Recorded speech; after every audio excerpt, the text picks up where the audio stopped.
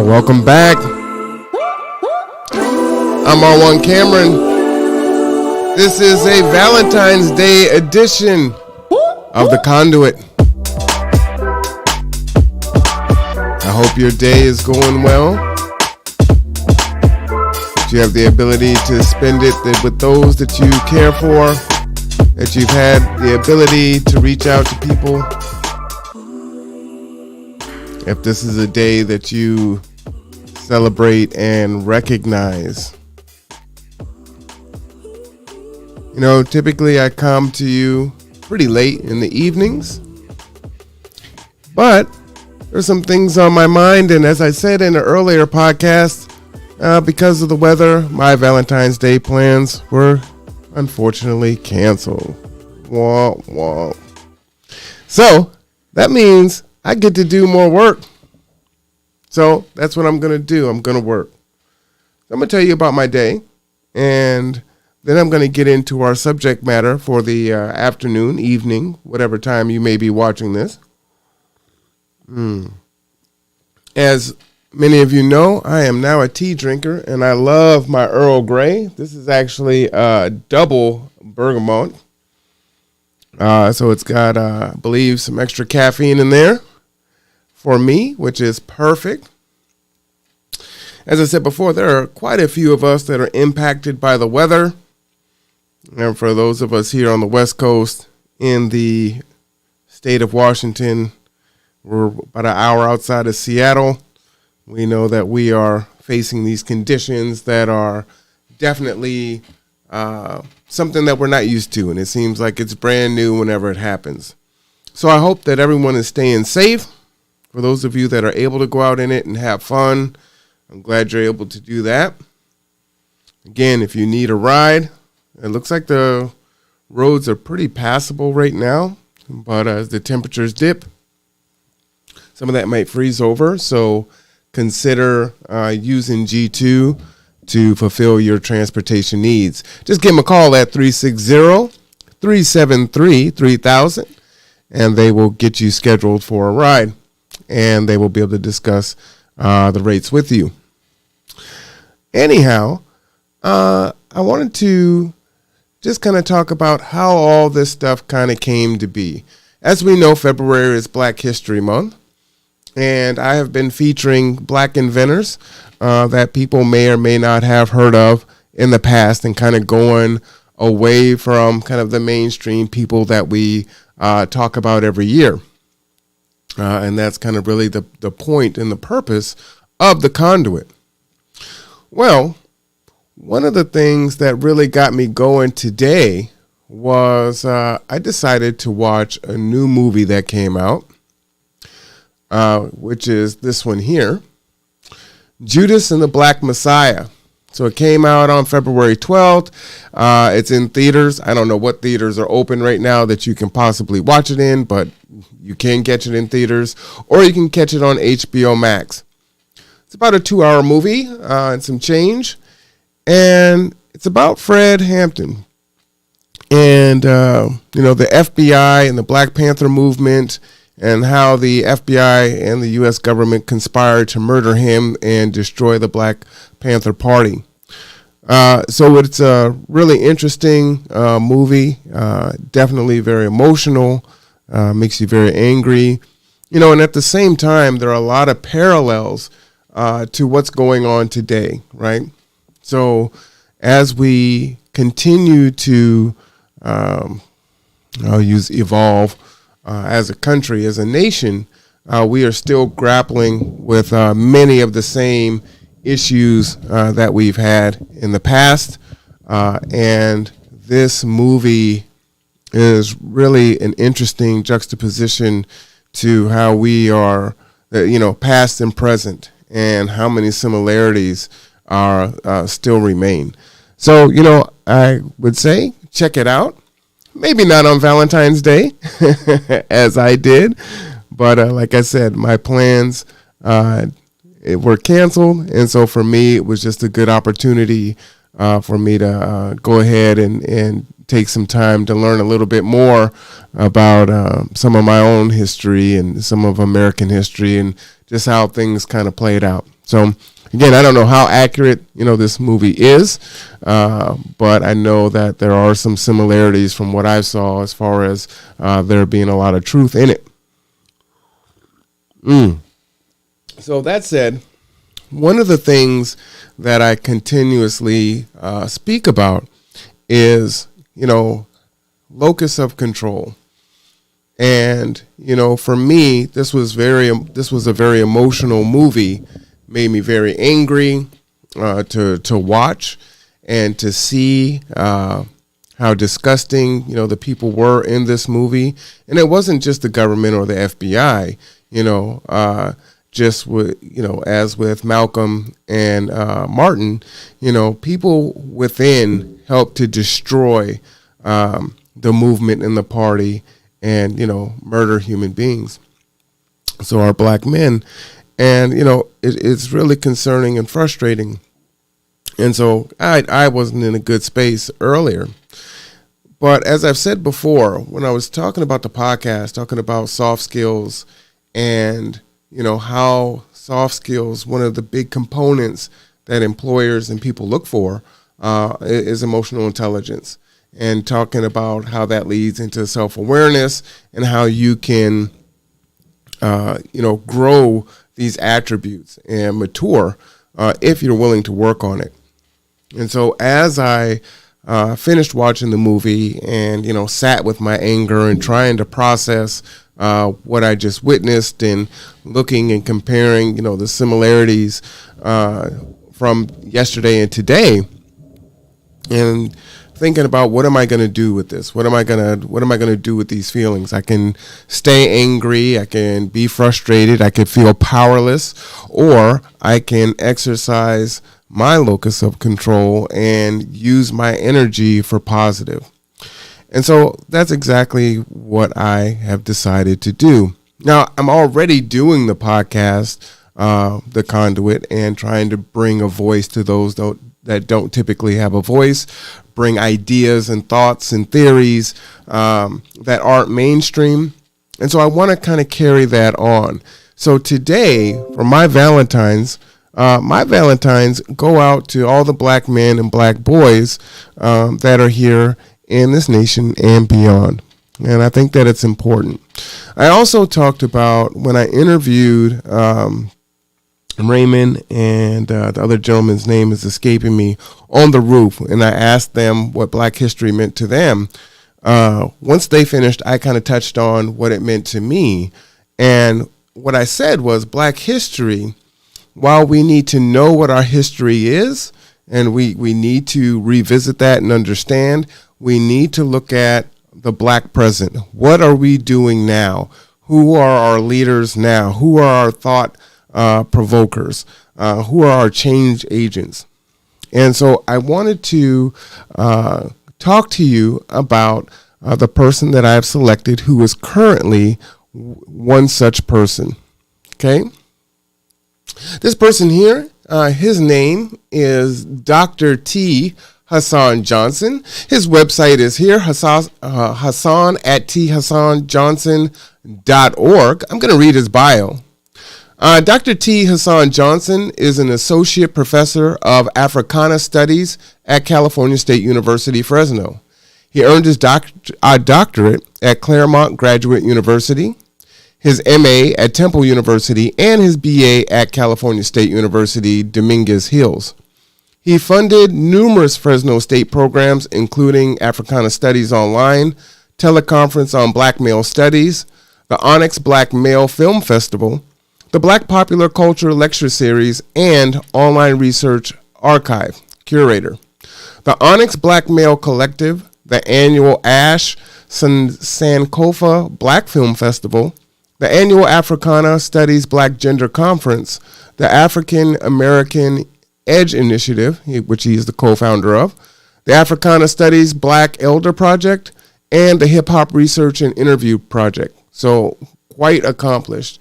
He is the developer of the concept of Black masculinism and frequently publishes on anti-Black misandry, which is the hatred of Black men, and anti-Black male heterophobia, intra-racial misandry, and white supremacy.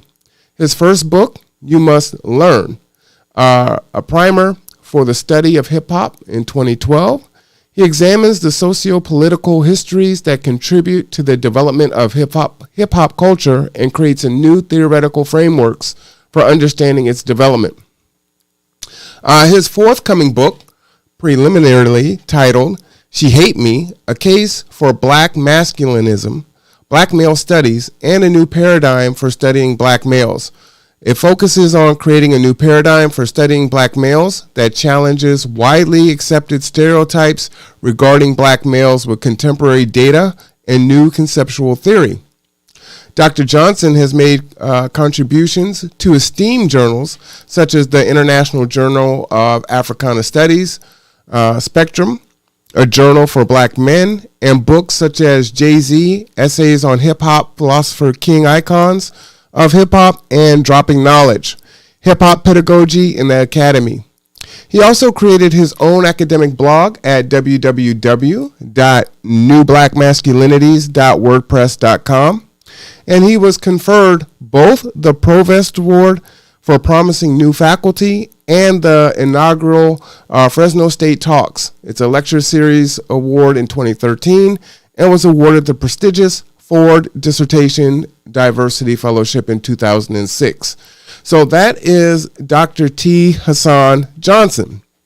Definitely very impressed with him and his accomplishments. Again, I think this is perfect as far as what the Conduit is supposed to be about, which is presenting information and thoughts, as I said before, that are not mainstream. That don't make it into the conversations of those that we see in TV and social media, maybe even the dinner table in meetings, definitely not in academia, and we are lost in that, right? And further, it is my opinion and assertion, and I think there are many who agree with me, that the new term BIPOC is deadly and dangerous when it comes to black men. Okay, so BIPOC stands for Black and Indigenous, or Black, Indigenous, and People of Color.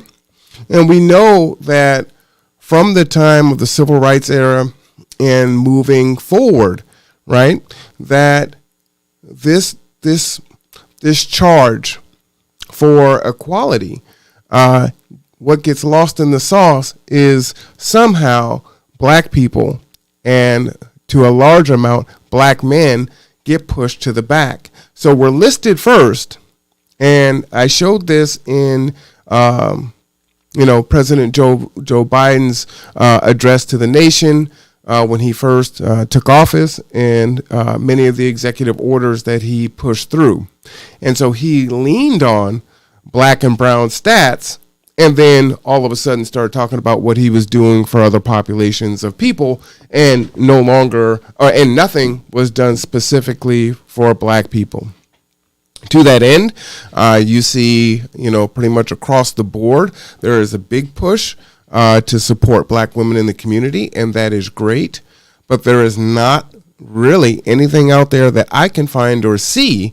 And Dr. Hasan Johnson also talks about this as well, that are directly targeted at black males. So again, we are pushed down.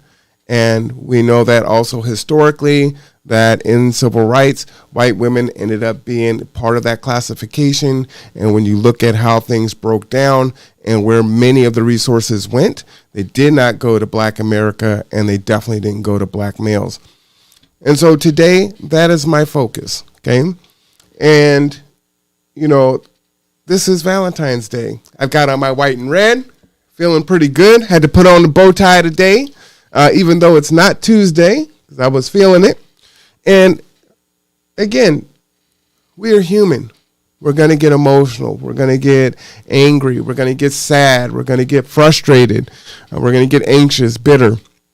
All of these feelings that is okay and actually healthy for us to feel. The question is what are we going to do with it? Are we just going to sit with it and allow it to fester? and allow it to become explosive onto our friends and family, which can be obviously, I mean, it can be dangerous, but it's not healthy, right? And it destroys relationships. Or are you going to take control of your emotions and steer that in a way that can benefit folks, and then also kind of bring that information out into the light so that people can have conversations? So that is exactly what I am going to do. So I want to thank everyone that has joined me today. I thank you for that. I know, some of you may be soon to prepare for dinner or whatever it is you guys are planning on doing today with your families or loved ones, or however it may go down. Be safe and try to be happy. I tell you what, as much as I love my coffee, there is just something about a good cup of tea. And, I don't use sugar. In cooking, yes. So if I have coffee, I just use regular coffee creamer just to sweeten it that way. And for my tea, I use stevia. And it's really sweet. It does have a little bit of an aftertaste, but it's not bad to me. And so I'm not even using lemon and honey. When I used to drink tea before this adventure, I would need honey, a bunch of sugar, squeezing lemon in there. Like, is that even tea anymore? But now it's just just a tea bag and a little bit of the stevia, and it's wonderful. So I love it, and it's just a great change from coffee. So if you have any recommendations on any teas that I should try, let me know, and I will, try that out and get back to you. Hey, Rob, I see Rob is online. Said Tori was the other gentleman. Thank you for that. Names escape me from time to time. And thank you. I do try to look good. Even had to, go ahead and tie my bow tie today. Took me a few times because, I don't know. This one was acting up. But I got it going. I actually don't wear this one very often either.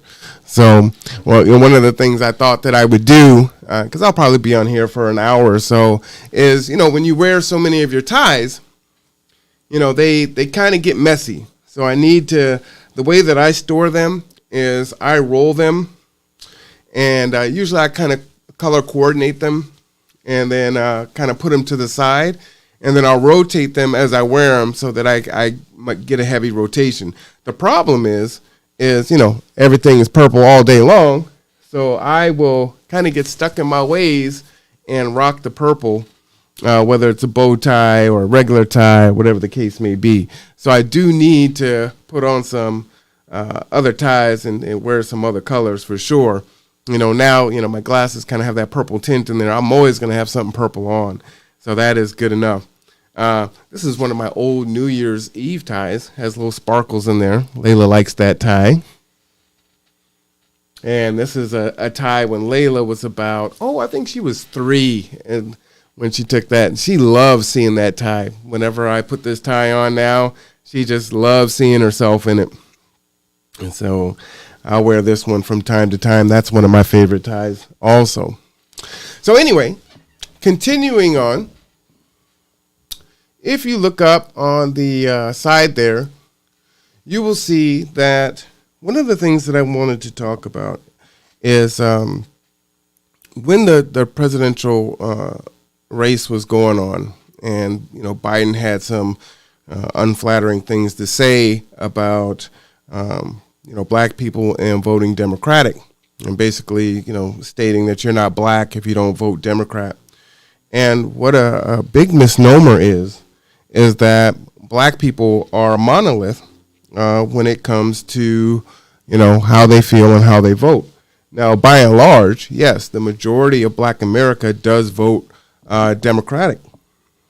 And I don't think that's a good thing at all. I think that there are people that do have, different interests. We obviously have black Republicans and we have black folks that identify with the libertarians, and independent parties. But, yes, by and large, Black America does vote Democratic.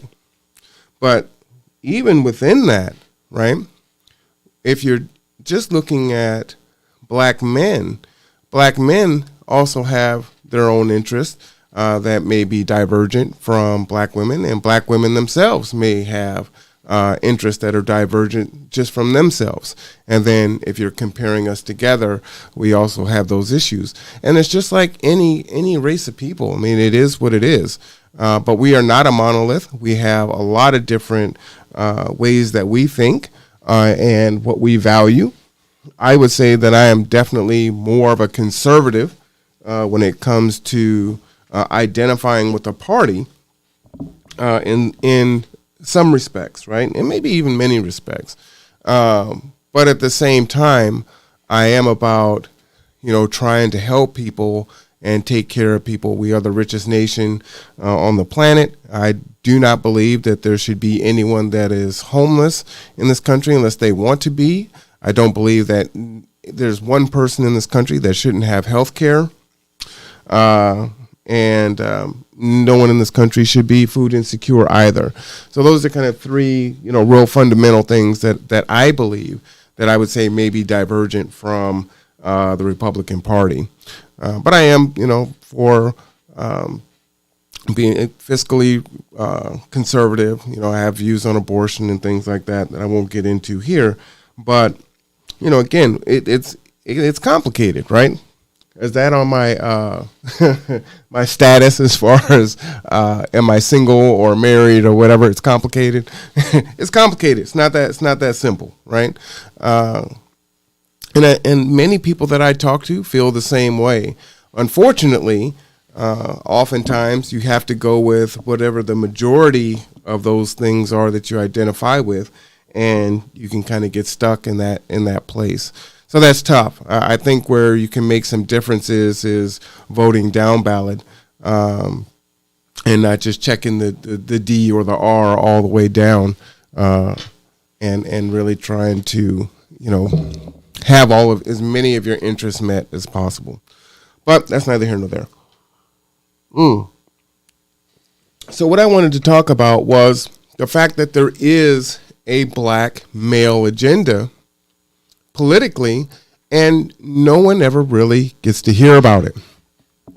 There was briefly a dust-up, I'll say that kindly, when Ice Cube wanted to talk with now President Biden, but then he met with President Trump's team, and he took a lot of flack for that. Was labeled a traitor to the race and all kinds of other nonsense, which is ridiculous, right? And he had some thoughts on what the political agenda needed to be for us. And it was very inclusive of both men and women. I'm going to focus on just those things for black males right now, because there is a lot of representation and support for black women in this country. And so people need to be advocates for their interests, and need to do it unabashedly, and not worry about being shamed or insulted or being guilted or having folks feeling like they have a need to be right and not open-minded. So I ask that people are intellectually honest, that they listen and not hear, and jump into the conversation. Tell me what you think. So this is on Dr. T. Johnson's website, and you can see the political agenda that is here for the black male political agenda. This is an ongoing living document that is being added to all the time. And like I said, you can find that information there. So I'm going to talk about several of them. I'm going to go over maybe the first 14 and then kind of leave it there and wrap it up. And then I will respond if there's any responses, and or create some podcast in the future where we can talk about these things individually. So number one is family court reform. The family court's treatment of black men has unfairly and drastically diminished black men's and boys' quality of life by privileging women as the primary caregivers. Okay? A, there's child custody issues. This includes automatic 50-50 child care custody as long as fathers can prove what mothers are required to as far as being able to provide a stable and safe living environment. Once determined, pre-existing income-based alimony child support judgments levied against black men should be reassessed. So that's A. B, there should be mandatory paternity testing at birth. Prior to signing the birth certificate, newborn children should be given a DNA test to assure the parentage of the father, thus avoiding men being unjustly responsible for supporting children under false pretenses. Okay? And if you don't think that happens more than you think. And many times when that is done, the father or the male is stuck paying child support for that child regardless. And it's like, well, you put your name on the birth certificate, so you are responsible for that child, even if you did not know, and you were signing it because you truly believe that that was your child. C, reinstituting at-fault divorce standards. In alignment with gynocentric family court policies, no-fault divorce negatively impacted black men by authorizing a massive shift in marital culture that dramatically underdeveloped them economically. Okay? D, financial abortion. You may not have heard of this term before. As we understand the law, it is a woman's right to choose whether or not she will carry a baby to term, put the child up for adoption, or abort it. Within the first 6 months after being informed about the pregnancy, men should have the right to financially disassociate themselves from the pregnancy. So this may seem pretty radical to many, but if it is my choice, my body, do not men also have a choice to say whether or not they want to be a part of that child's life? And so, please put your questions in the chat, because I know that will definitely be a trigger for a lot of folks. E, child support value system.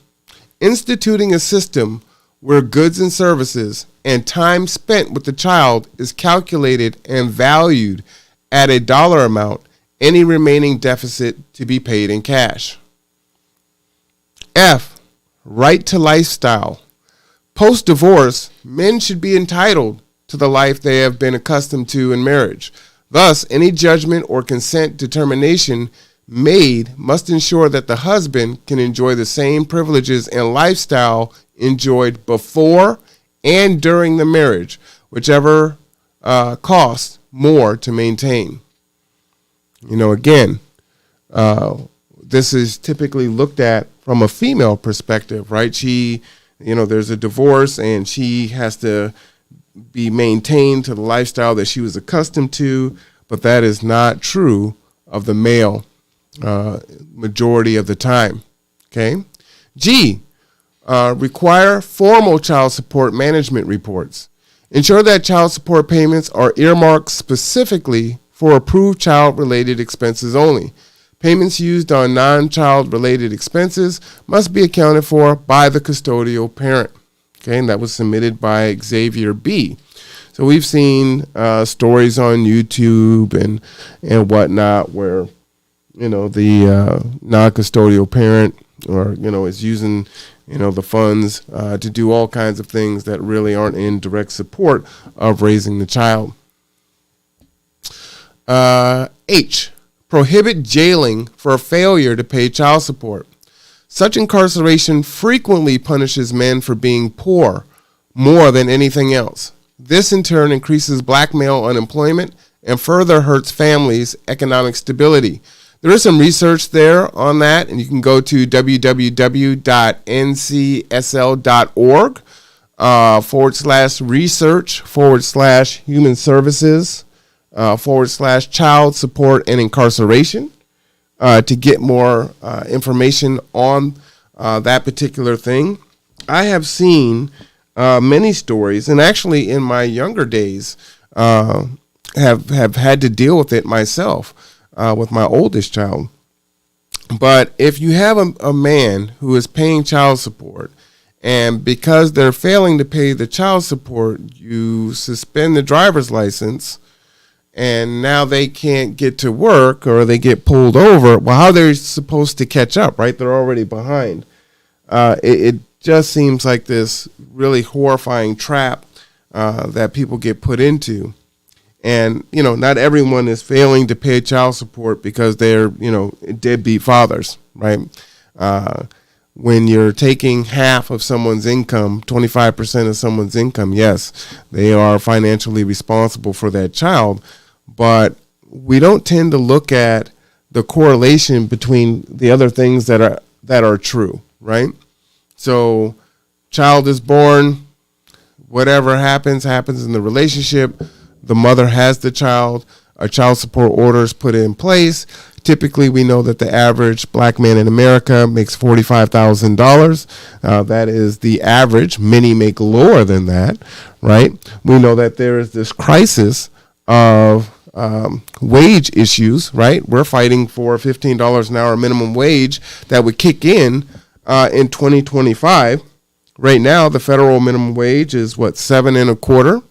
So we also know that there is no place here in the country where that minimum wage will pay for a one-bedroom anything in any city in this country. So when you start taking the money at the clips that they're taking this money, how exactly is the man supposed to survive? So it's easy to say, well, it's not your problem. You shouldn't have had the kid. You should have used protection. But that doesn't solve the problem, right? What it does do, I think, is create opportunities for people to create crimes, to not be able to dig themselves out. It exacerbates the situation when we talk about classism and some of the other things that we face here in this country. But clearly that can't work. The math does not work, and I'm trying to be kind here and just kind of state it without going in too deeply. But it doesn't work. We talked about it. Even at $15 an hour, right? We multiply that by 40 hours a week. We know that's $600 a week, right? That's $1,200 every paycheck. If you double that for the month, we're talking about $2,400. And when you multiply that by 0.8 to account for the taxes, which is about 20%, they're taking home about $1,900. So if you have a judgment for 40% or 50% of child support and your rent is $1,100, how is the person paying rent and they don't have their license now because that got suspended. They need to eat. They need to pay their utilities. They've got to get to work and do all these other things. And you can say, okay, well, get another job. Okay. Many men are doing that, right? Get a roommate. Many men are doing that. But at the same time, right, you are put into this financial bind. Your credit is being impacted. It can be very difficult for males to be able to get housing, whether it's rental or ownership, right? And as your credit is impacted because you have this judgment against you, who is going to rent to you? Who's going to rent to you? And can you pay for it anyway? I don't know, just a thought there. All right. Income, letter I. Income floor for child support. There should be a minimum income for anyone on child support. If someone is chronically under this floor in terms of income, then state government should provide opportunities for them to intern at an apprenticeship in a trade. Only if they quit and refuse to work in an apprenticeship should they be incarcerated. Okay? So I actually kind of like this one, right? Because what it is it's about self-sufficiency. So here we are. We say, okay, go ahead and get another job. And I have this conversation when I was teaching at the college with many of my students, right? And so they're coming in, they're exploring whether or not they're going to go down the college road. They know that they can make more money if they get a degree, but they're looking at the opportunity cost of, can I actually take time off, not make any money or make less money because I'm a full-time student trying to earn this degree so that I can make more money in the future, right? And oftentimes I will see, first off, the graduation rates at colleges is a lot lower than you think it is, okay? And this is colleges all over the country. This isn't just here locally. When a student is in college and they are quote-unquote starving students, and probably even more so where they're in this space, they're trying to hang on, but you're talking about a 2-year degree, which could earn you a little bit more money. But usually you're looking at a 4-year program or some kind of a vocational program, but that's going to take time. And once you finish, not only are you going to have student loans, you are also going to have to start entry level, right?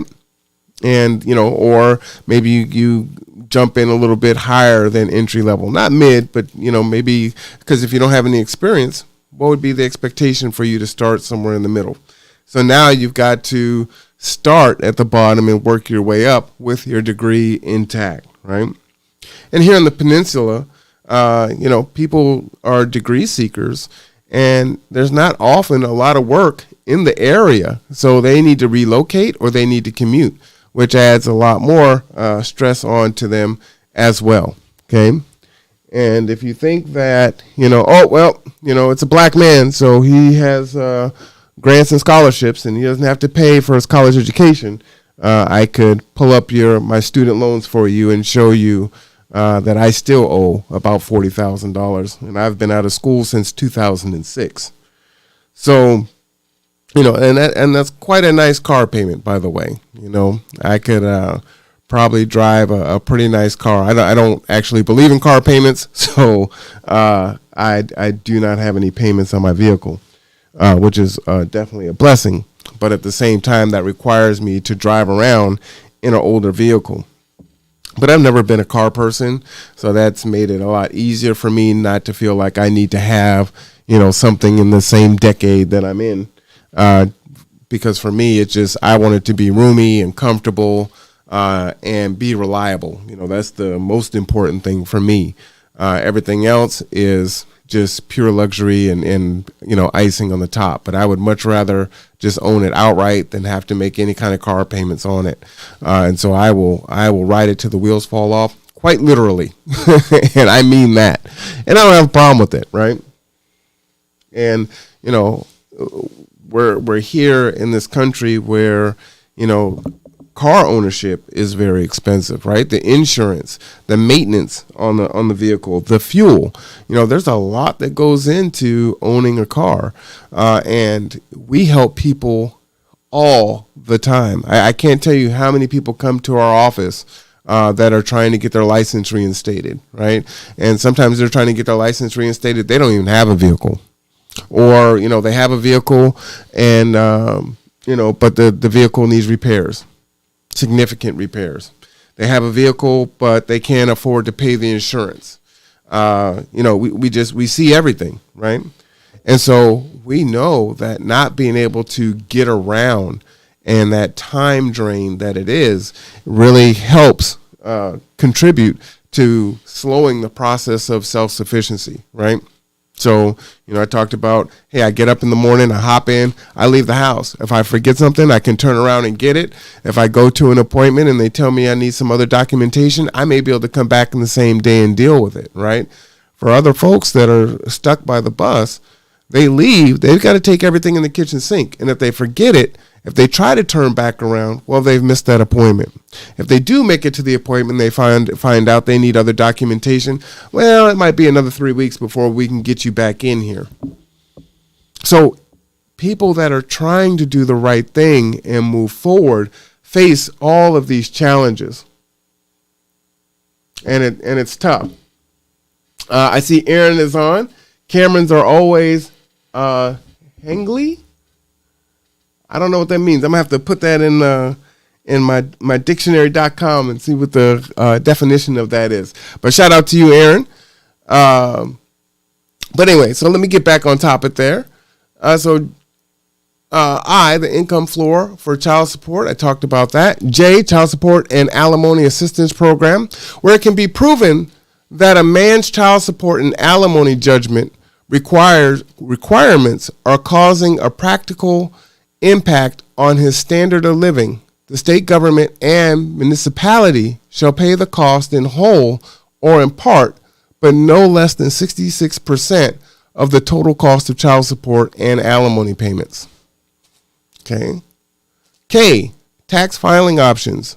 At income tax time, many women sell their children's Social Security numbers to friends, family members, etc., either when the mother is not working or has maxed out her two-child benefit to receive income credits. Thus, 1, whenever a third party submits tax returns claiming care of another person's child, any child support orders to the mother of stated child should be rendered void, or denial of the third party's claims on the child as a dependent. This should fall under saving tax dollars. The natural question should be, why is the mother being paid for a child under the care of third party? I think that's a valid question. Number 2, welfare benefits and incentives for women fuel the single mother phenomenon. So to eliminate welfare contingencies or to incentivize contingencies for fathers, stop subsidizing single mothers. Number 3, any child support should be considered earned income due to it being taxed. Women are allowed to claim child support as an extra income that improves their credit and ability to finance vehicles and other products and services. Men who pay child support are not allowed to claim payments made when filing taxes, even when the amount can be a third or even 50% of their earned income. And this is, something I was just kind of alluding to. Number 4, we advocate policy that exempts child support payments from the applicant's gross income when they apply for public housing and or housing assistance. The payment is counted as income for the custodial parent and counted in the gross income for the non-custodial parent. Their gross income dictates their acceptance into the program and their rent amount. Some men may not qualify due to their gross income being over the limit, but he may not actually bring that amount home due to the child support payments. His rent may be exceptionally higher. And since HUD says that 30% of gross income should go to rent, this leads to a plethora of issues for many brothers in the community, such as black male homelessness, black male joblessness, and the propagation of children born out of wedlock. This one is a really big deal. When they are making these factors on this math, it definitely is tremendously harmful to men, period. But my focus today is on black men. But this kind of covers men in general. Okay. Number 2, education. So we're now on to a whole different topic. Educational institutions play a huge role in influencing black boys and men from preschool through grade school. Yet the discrimination and underdevelopment they experience at the hands of teachers, practices, the administrative bureaucracy, and the educational policies that do a great disservice to the supposed mission to educate black males. Okay? And there's 2 parts to this. A, single-sex pedagogy and institutions. As there is documentation to suggest that black boys perform better in all-male environments, particularly under male teachers, it is proposed that boys be educated in environments that are all-male, preferably black, and rooted in pedagogy that seeks to improve their performance by prioritizing their history, their culture, and their gender. And the second part to that is preparatory reading or / STEM educational support. 10% of city, state, and federally targeted resources for incarceration be diverted to educational after-school programs for African descendants of slavery boys. Even funds earmarked for special education can be used to draft male college-level teaching assistants to create all-male educational support structure. Also provide tax breaks for private companies who may philanthropically donate materials, technology, etc. And lastly, cable internet companies to be incentivized by federal and tax policy to provide free high-speed internet. And to that end, it's one of the reasons why G2 has its hashtag, stimulus 2021, right? We know that it is a detriment to Americans to, one, not have access to the internet and not have adequate computer to do so, in which to do so. And, it's all well and good that we have smartphones and we can connect, but there are a lot of things that we need to do that is difficult to do and maybe even impossible to do on a smartphone. Okay? That's one of the reasons why we are trying to engage in that. And then, as I said before, it's that locus of control, not feeling like we're powerless. Some of these things may never see the light of day. Some may. But in the interim, what is it that I can do? What is it that we can do? What is it that G2 can do? What is it that you can do to begin to further, your political agendas or things that you can do to grow and strengthen your communities, right? I am not helpless, and I will not look at myself in that way. And so me and mine, and I consider mine the G2 family, and that encompasses hundreds of people, are going to go for and try to advocate for ourselves and make changes.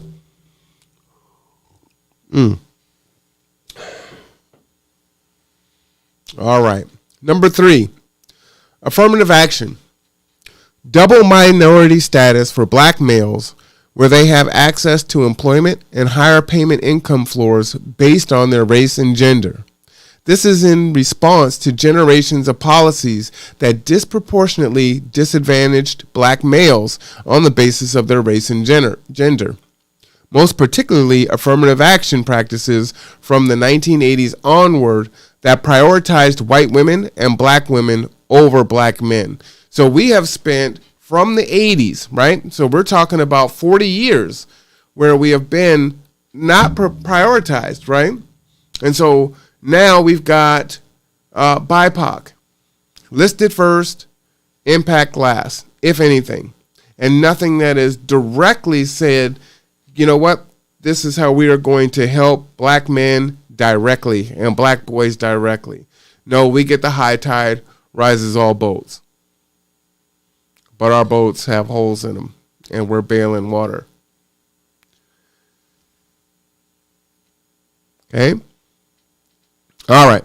Number 4, and this is a really big one, and we see this here in this county. We definitely see it in Seattle and beyond. Targeted homelessness programs. Especially post-incarceration, black men should be prioritized for housing as they are most often turned away despite having housing vouchers. Consequently, as black America constituted half of America's homeless pre-COVID and remain disproportionately homeless. The majority of the homeless across race tend to be male. This makes black males the most susceptible group to homelessness. I'm going to read that again. Especially post-incarceration, black men should be prioritized for housing as they are often the most turned away despite having housing vouchers. Consequently, as black America constituted half of America's homeless pre-COVID, black America makes up half of America's homeless pre-COVID. And they remain disproportionately homeless. Remember, we're 13% of the population, but we're half of the homeless population. The majority of homeless across race tend to be male. So when you look at white people, more males typically are homeless than white females. Latinos, Latino males, more homeless than Latino females, and so on and so on. This makes black males the most susceptible group to be homeless because, again, on aggregate, mostly, more than half, are black Americans. There are countless stories. Okay? We could talk about our board member as being one, right? There are a lot of programs for single mothers. There are a lot of programs for women. There are a lot of programs for people that are suffering from drug addiction or alcoholism. Well, if you don't fall in any of those categories, what is there for you? Guess you just need to be able to figure it out, right? You're an able body, go to work. Just not that easy when you factor in everything else. And the case in point is when we look in this country, we had the crack epidemic in the 80s, right? And it was the war on drugs, but it was to imprison and sentence black Americans to lifetime prison sentences.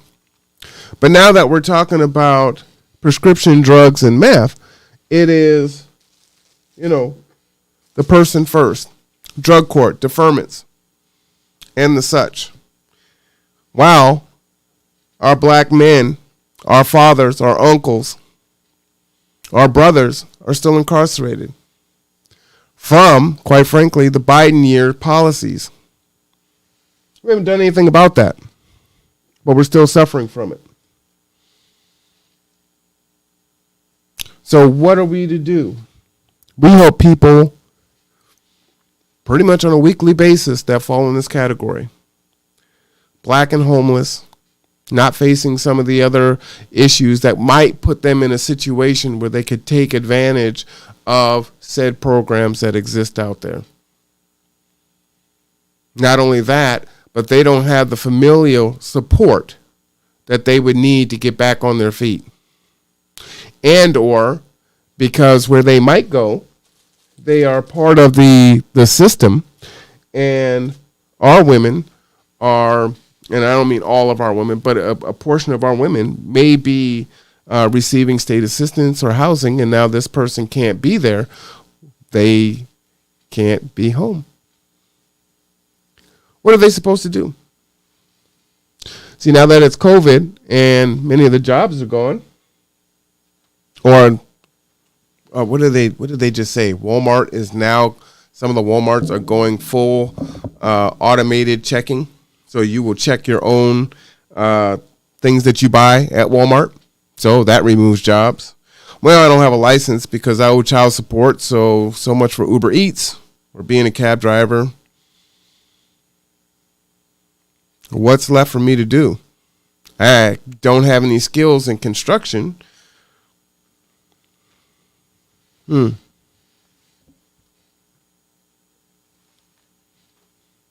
am I supposed to do? And now, what's even worse is regular Americans, and I put regular in quotes. Yes, I meant to say that. Regular Americans are now suffering. So they're seeing their unemployment rates rise. They're seeing, their families being affected by drugs, whether it's meth or prescription medication. And something now has to be done. So as these programs are created now for these populations, because it's a crisis now, we've got to do something about it. Well, those folks are going to get the help first. And the people that were already here are kind of being pushed down. And we're seeing that with the vaccine, right? So for those of us, black folks that do want the vaccine, right? And we look at the numbers on how it was supposed to be rolled out, and it was supposed to, we're going to do it in a way that's equitable. And, they put black people first, like the first people to get the shot were black nurses. And, hey, you got to get this virus, the vaccine, and, we're going to prioritize you. And then when they start looking at the stats, somehow we're still disproportionately not getting the vaccine.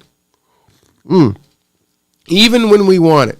So don't allow us to be scapegoated into saying, well, black people don't want the virus, regardless of the Tuskegee experiments and some of the other things that we've seen, and even more contemporarily on why, black folks would have a right to be look sideways at a vaccine and being told that this is something that's good for you.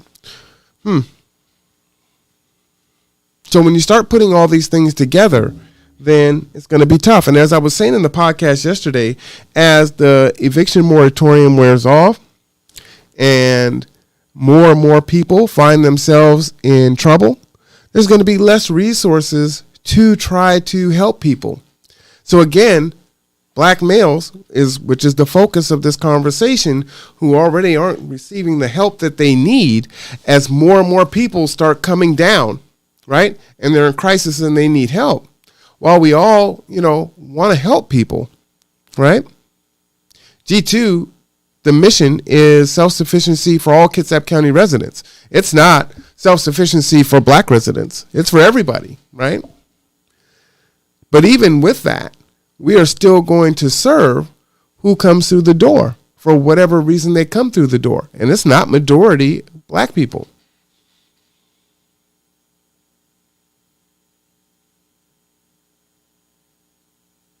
Pauses are good. It allows people to catch up and process what it is that you're saying and take it in. All right. Well, see, I'm getting ahead of myself. Number 5, targeted unemployment programs. As black males experience unemployment rates of over 40 and 50% in 34 major cities prior to COVID,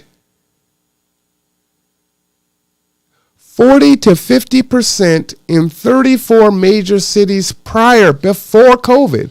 They need advocacy and policy that prioritizes their employment on both racial and gender grounds. Now, there was something that President Biden that said that was particularly offensive to me in his address that I responded to on YouTube. And what he said was, people want to work. And, they want to have dignity, right? And my argument is that all jobs aren't dignified.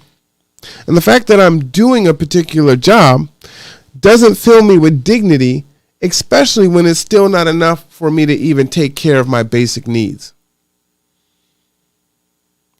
I'd actually say that's the opposite. So here I am working 40 hours a week, 50 hours a week, 60 hours a week.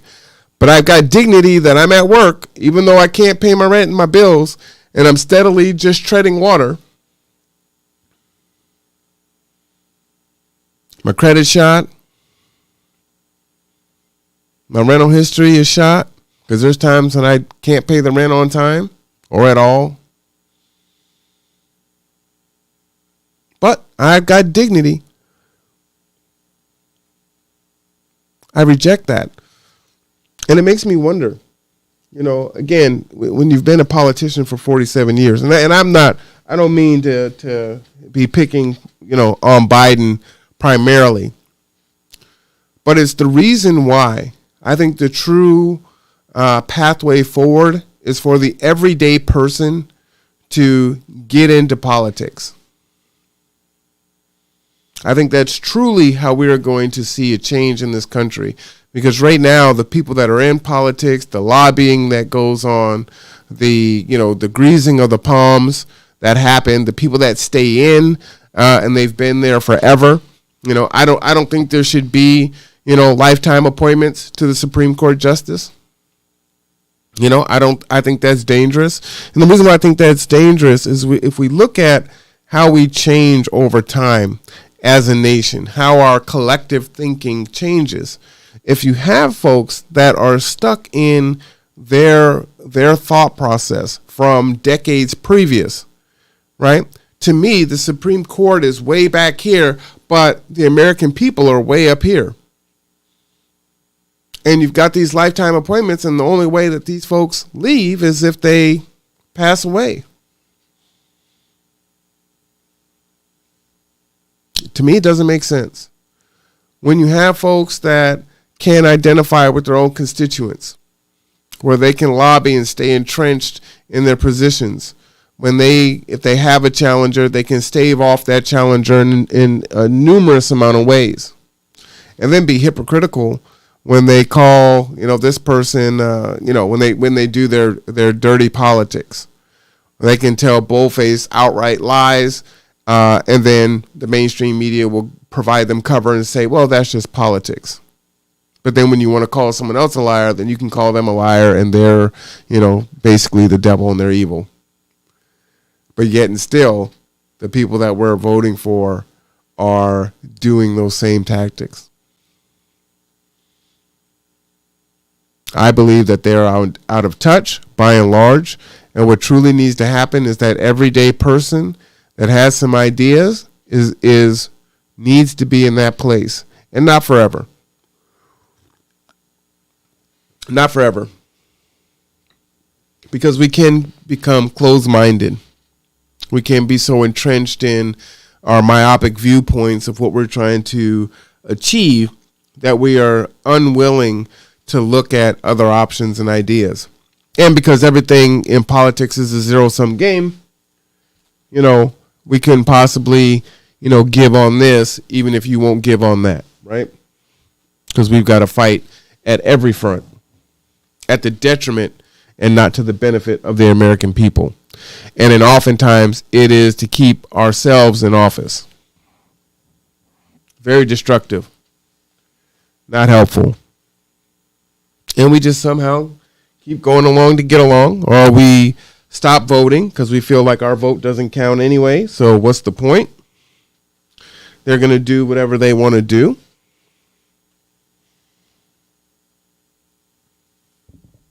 And while I don't believe the election was rigged, I want to be careful with my language here. And hopefully you can be intellectually honest and listen to what I'm saying in context and not out of context. While the election wasn't rigged, there are a lot of things in politics that are rigged in order for the outcomes to be achieved that said person or party wants. Right? The dark money, the lobbying, all of those things. I think that fits the definition. So no, I don't think you should have lifetime appointments. I don't think they should have health care. Health care forever. Don't think they should have all of these other special interests where they're making millions of dollars while they're in office. Because how can you relate to your own constituents? I believe that's a huge issue. What do you think about that? Am I off base on that? I could be. If I am, tell me why. Maybe I'll see it in a different light. But discussion is great. I love having discussion. What do you think about this tie? Do you like this purple tie? I don't think I've worn this one. It's an old one. So I'm going to put it, I keep all my purple ties somewhere else because those are the ones that are always in rotation. So I'm going to put that one to the side. But it was in the box with these other ties because, clearly I must not think too highly of that tie. All right. So again, number 5 was that targeted unemployment programs as black males experience unemployment at rates over 40 to 50% in over 34 major cities prior to COVID. Do you remember? We're still talking about it. When unemployment began to creep up as the jobs started to disappear, as the businesses were destroyed, and the unemployment rose, and the Latino community and the white community and the Asian community, and it became a serious issue, right? A crisis that must be dealt with immediately. We've got to do something. We can't allow the American people to suffer in this way. But when you see stats like that, it's like, well, aren't black Americans American people? We've been suffering this way prior to COVID, and it's not a problem, right? They even still use the language like, hey, well, once we get vaccinated, we get herd immunity and everything else, we'll get back to full employment. Huh? Wait a minute. The stat says that black males experience unemployment rates at over 40 to 50% in over 34 major cities. We're going to get back to full employment? Oh, okay. So the majority of Americans, they're all right. Black Americans, well, you guys go back to your 40 or 50%. I wonder what it is right now. So hurtful to hear stats like that.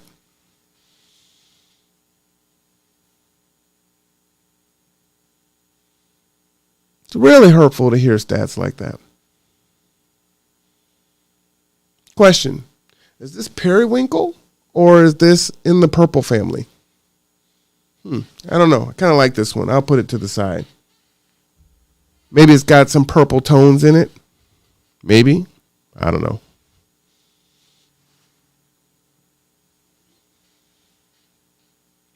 I do love my ties. Many fathers will find that their holidays, Christmas, birthdays, things like that they celebrate, or someone acknowledges them, Father's Day, usually it's ties and socks, which is one of the reasons why I have so many ties, because Daddy wears ties usually 6 days a week. So, of course, ties, right? And I like it. I appreciate it. I do like it. So, to see what's picked out. And what's funny is some of my favorite ties are from my students. So, I tell people all the time, I don't give grades, you earn them. And I fail students every class, every quarter, and I'm pretty hard, right? And so it's really interesting where I did get a locking gas cap for my car because I do fail students. So, I'm like, once they knew my car, like, oh, Mr. Cameron, that's your car? Oh, that's a nice car. I'm like, oh, Lord, that's all I need is someone that I failed or gave them a grade they didn't like. I got sugar in my tank or something else. So, I got a locking gas cap. But, what's interesting is most people, I would say not even most people, I don't think that I really had too many experiences, very rarely, where a student felt like the grade that they received was unfair. And, I was also a person that did not believe really in extra credit, because I felt like if you did your regular credit, then you really wouldn't have a need for extra credit.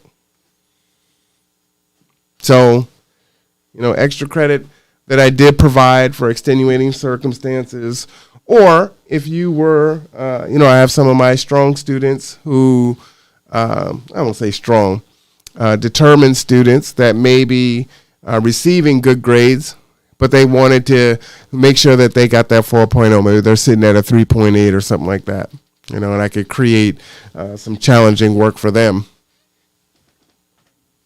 And they would do it.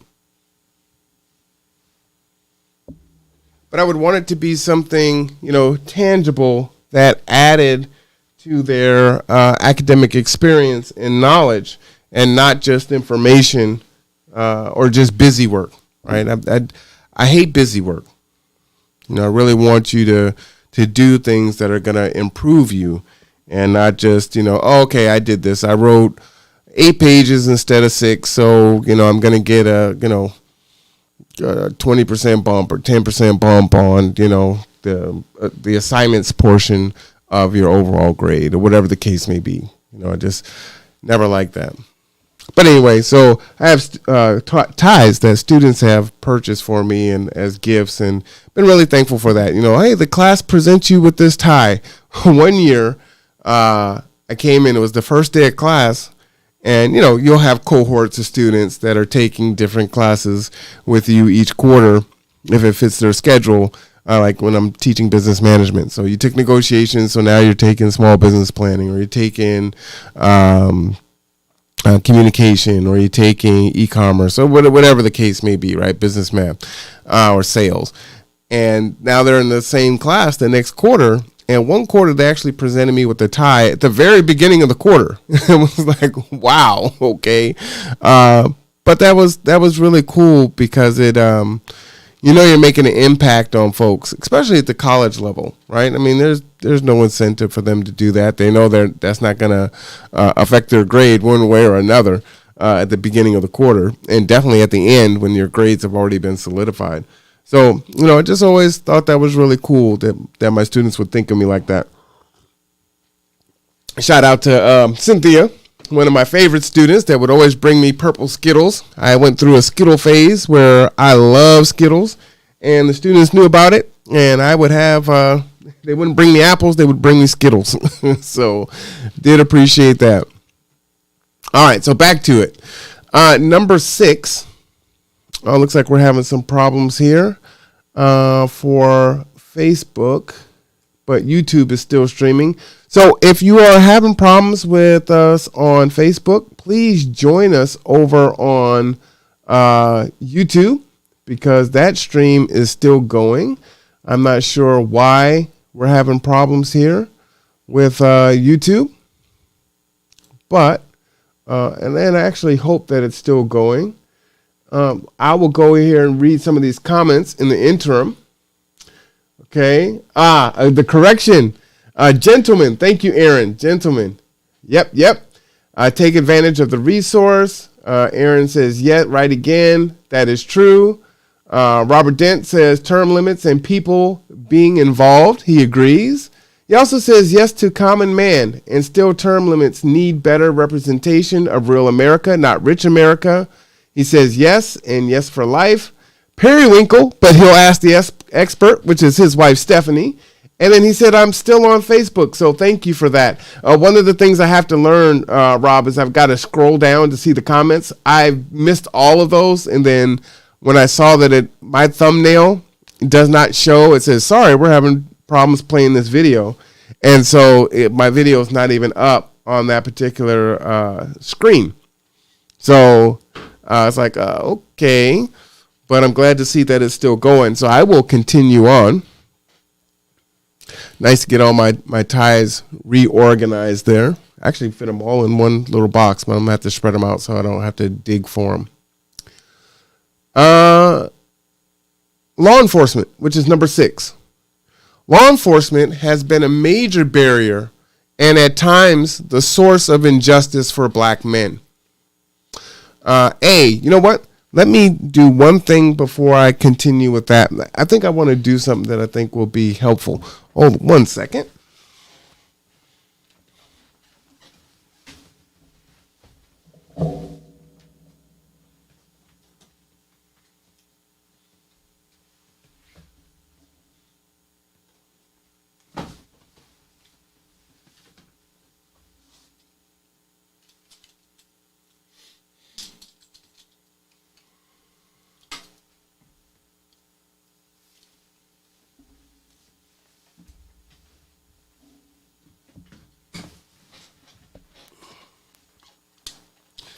All right, I'm back. One of the things is, again, all of the different platforms that we try to exist on is challenging. And you need a multitude of programs. They all won't allow you to stream to everything all at the same time. So you have to use different mediums in order for you to do it. And so Instagram is one of those things that doesn't really allow you to do so. So I figured, hey, you know what? Might actually be a good idea to go ahead and go live on Instagram also. And just see if that would be. I have a few folks over there that I do not believe are Facebook friends. So that provides another space to kind of get the message out and maybe get people to participate also. So I'm going to go ahead and do that. if I can figure this little thing out. So, Mr. Aaron Andrada there, if you're still watching, you have any Valentine's Day plans? And I know, Rob, you said yesterday on live that you guys are probably going to watch a TV show, and you've already watched WandaVision, which for those of you that are into the Marvel Universe, the WandaVision series is crazy. It's awesome. Love looking forward to the new episodes. I mean, it's just great. So I am a big movie guy. And one of the things that I love to do as a self-care item is go to the movies. And so I think that's one of the things that I definitely would say I miss the most is going to movies. I will go by myself. I need to be there for the previews. I don't want you to talk to me during the movie. I don't need your commentary. I am a movie person. I'm serious about the movies, really serious about it, but I love it. And, you know, the other thing is I don't like, I don't like, you know, documentaries. I don't like slave movies. I don't like, you know, like real life. I'm all for action and fake over the top action, even if there's death and killing in that. You know, I can get with that. Escapism is really what I'm looking for. Adventure, sci-fi, action, things like that. But if it's like Amistad, Roots, you know, 12 Years a Slave, I'm not into those things. It's just, you know, life is already hard enough. I don't need to watch, you know, a work of fiction that's just hardcore, you know. So yeah, I'm just not into it, honestly. But you know, I don't hold that against anyone else. You know, you like what you like. But I really miss the movies. So I look forward to the theater opening back up. I actually went to go see the last, what was it? The New Mutants movie when it came out. That was the last movie I saw. I thought the movie theaters were closed, and then it opened back up for a little bit. So it was like, okay, movies are open. I'm going to go ahead and check that out. So, you know, hey, Instagram. As you can see, we are live on Instagram here. So, unfortunately, I can't really see what I'm supposed to be, what they're seeing on here, but I'm going to kind of just set them, right here or something and get them going here. So, welcome. Happy Valentine's Day to you, Instagram. Hopefully, you are enjoying your day. I am currently live on Facebook and YouTube. You can find me in both places at just typing in Marwan Cameron, and then you can be a part of the Conduit podcast. Also, I go live typically in the evenings, but there are times when I will go on earlier, as I did today. Just as a short recap, and I apologize if this is kind of cattywampus, a new word I learned. So shout out to the cattywampus teacher. Pretty weird. What I was saying before as a recap is my Valentine's Day got canceled because of weather. So, you know, I'm still going to go ahead and do what I do. So I've got on my white and red for Valentine's Day. But I ended up watching Judas and the Black Messiah, and it made me very frustrated and angry. This is a story about the dismantling of the Black Panther movement and the FBI, basically murdering, you know, individuals and infiltrating. It's a story about betrayal, as we've had people that, you know, helped betray King and Malcolm and have destroyed, you know, our biggest movements. And so I was really angry and upset at that, and I wanted to, well, I was angry, and I wanted to get past sitting in my anger and start moving toward being productive, right? Using my anger in a more positive energy. Again, please, you know, follow me on YouTube, like, share, subscribe. And on Facebook, send me a friend request, as that is where I but most of our content soon it will primarily be on YouTube and also on Patreon. But we have been doing a series for the last couple weeks, and it is Black History Month. So we have been talking about black inventors that people don't typically hear about. The Conduit, just as a recap for those just joining us, is about providing a voice to people that typically don't have a voice, right? Providing a space where non or anti the mainstream information, thoughts are not. Those spaces exist everywhere. We want to be counter to that, right? We want to be able to provide a voice to those that don't typically have a voice. We want to be a place where different ideas can come to the surface, that we can establish dialogue and ergo find some solutions and create a community of people that feel like they don't have a lot of say, a lot of control in what's happening in their lives, and to slowly begin taking control over that by providing this avenue. And that is why the show is called The Conduit. So Rob is, we had dinner and are watching Veronica Mars and probably playing a game. And he says he agrees. He likes escapism also. So he and I do like Marvel. I would say he is definitely more of a Marvel fan than I am, as he owns shirts and socks and all things Marvel. It has a lot of history, so he is my go-to when I have questions.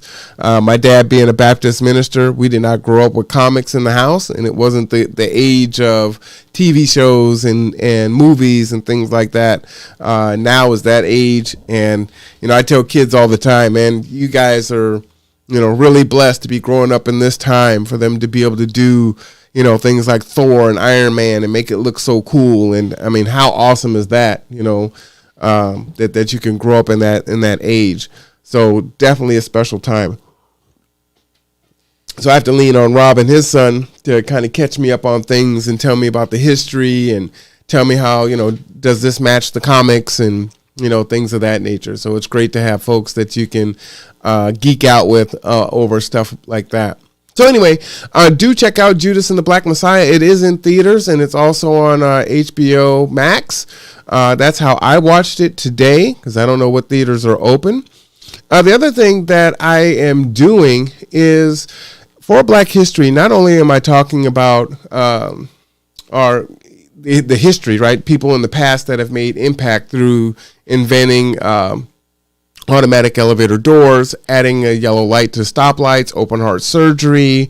The list goes on and on that people probably didn't know about. Usually for Black History, we hear about, Harriet Tubman, Sojourner Truth, Rosa Parks, Martin Luther King, a little bit of Malcolm X, the nice little soft parts of Malcolm.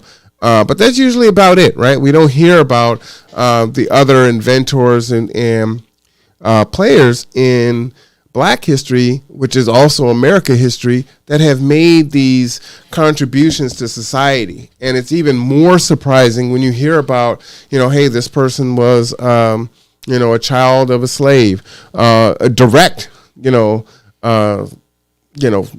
my dad, my mother were slaves, and I created this invention, or I was in slavery and I created this. So that makes it even more impressive to me. And what I was saying before was also Black history, while that is important, we have to get to a space where we are not constantly looking back and living on the history of, let's say, Dr. King, and just constantly looking back and skipping, all of those decades, right? And coming till today. Well, who have been the thought leaders? Who have been the people that have pushed the Black community forward, during that time of King's passing, right? Who are the people today that's doing the work? We can't seem to really acknowledge anyone currently. Raymond says, he tells me all the time, I'm going to give you your roses while you're alive. We don't typically do that. Even with Ali, right? Ali was, he didn't have the reverence that he has today, R.I.P. to the greatest. But during the time, what he was doing, what he was saying wasn't popular, right? In the main society, white society. But now everybody loves Ali, right? So again, he didn't really get his roses while he was alive. He got his roses when he became, pretty sick and everything else, and the world kind of caught up to what he believed in. But again, he's one of the main ones, right? We can always cite Jim Brown and Ali and Maya Angelou and, some of the major ones. But who are our contemporaries that are making a difference in the community? Who do we need to give our flowers to now that's making a change, that's making our impact? I think about Harriet Bryant and our gems here in this community and the things that they have done to further perpetuate the success of our black boys and girls in terms of their academic aspirations, which ultimately will allow them to create and sustain healthy black families, right? So much bigger than just, being in the school at a certain time and providing those resources, right? We know that there are studies that show that, as a nation, only 2% of teachers are black males, right? There's also studies that show that if black people are taught by their own, that their outcomes are significantly different in the positive, if that is the case. And it was like if they have two black teachers as they come up, their trajectory of escaping or not going through the school to prison pipeline is altered, exponentially if that is their experience, right? And so, this is a big deal. So who needs their roses today? Who do we acknowledge today? Who do we emulate today? Who do we look up to today? Who should be our mentors today? Who are our change agents today, right? Who is standing in the face of cancel culture? Who can stand and speak knowing that they can be cut down at a moment's notice because they have shared an unpopular view, because people are looking for straw man arguments or trying to dox you or do whatever the case may be to destroy you and not allow the message to go forward and allow people to grow and flourish. They say oftentimes that a team is only as good as its weakest player. Well, if that's the case, and out of context, you would have to be here for the whole time. If black men are the weakest player in regards to where America has kept us all this time, not to say that we haven't done some of our own things to help perpetuate the ills that we have in our own community, but how do we really live up to the word of we're the greatest nation? Greatest nation for who? And irregardless if you can make a comparison that every other country that a black person could live in would pale in comparison to being here, does not then make it not true that it's still not the greatest nation for us that are in it. So my ask is that you listen and not hear, that you're intellectually honest and participate, jump in. Again, your voice is important. I pose the question, what does black history mean to you? And it's not for just black people to answer. It's for all of us to answer, because it's not just black history. It is American history, right? So again, I thank you for joining me. One of the things I was talking about as identifying a current person that is doing such work, his name is Dr. T. Hasan Johnson. Okay, and I'll try to put the camera here so that you can see that. It's probably not going to zoom in too great for you there, but like I said, I apologize for that Instagram.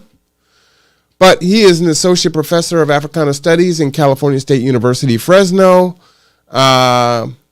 He founded numerous Fresno State programs, including Africana Studies, online teleconference on Black Male Studies, the Onyx Black Male Film Festival, the Black Popular Culture Lecture Series, and online research archive.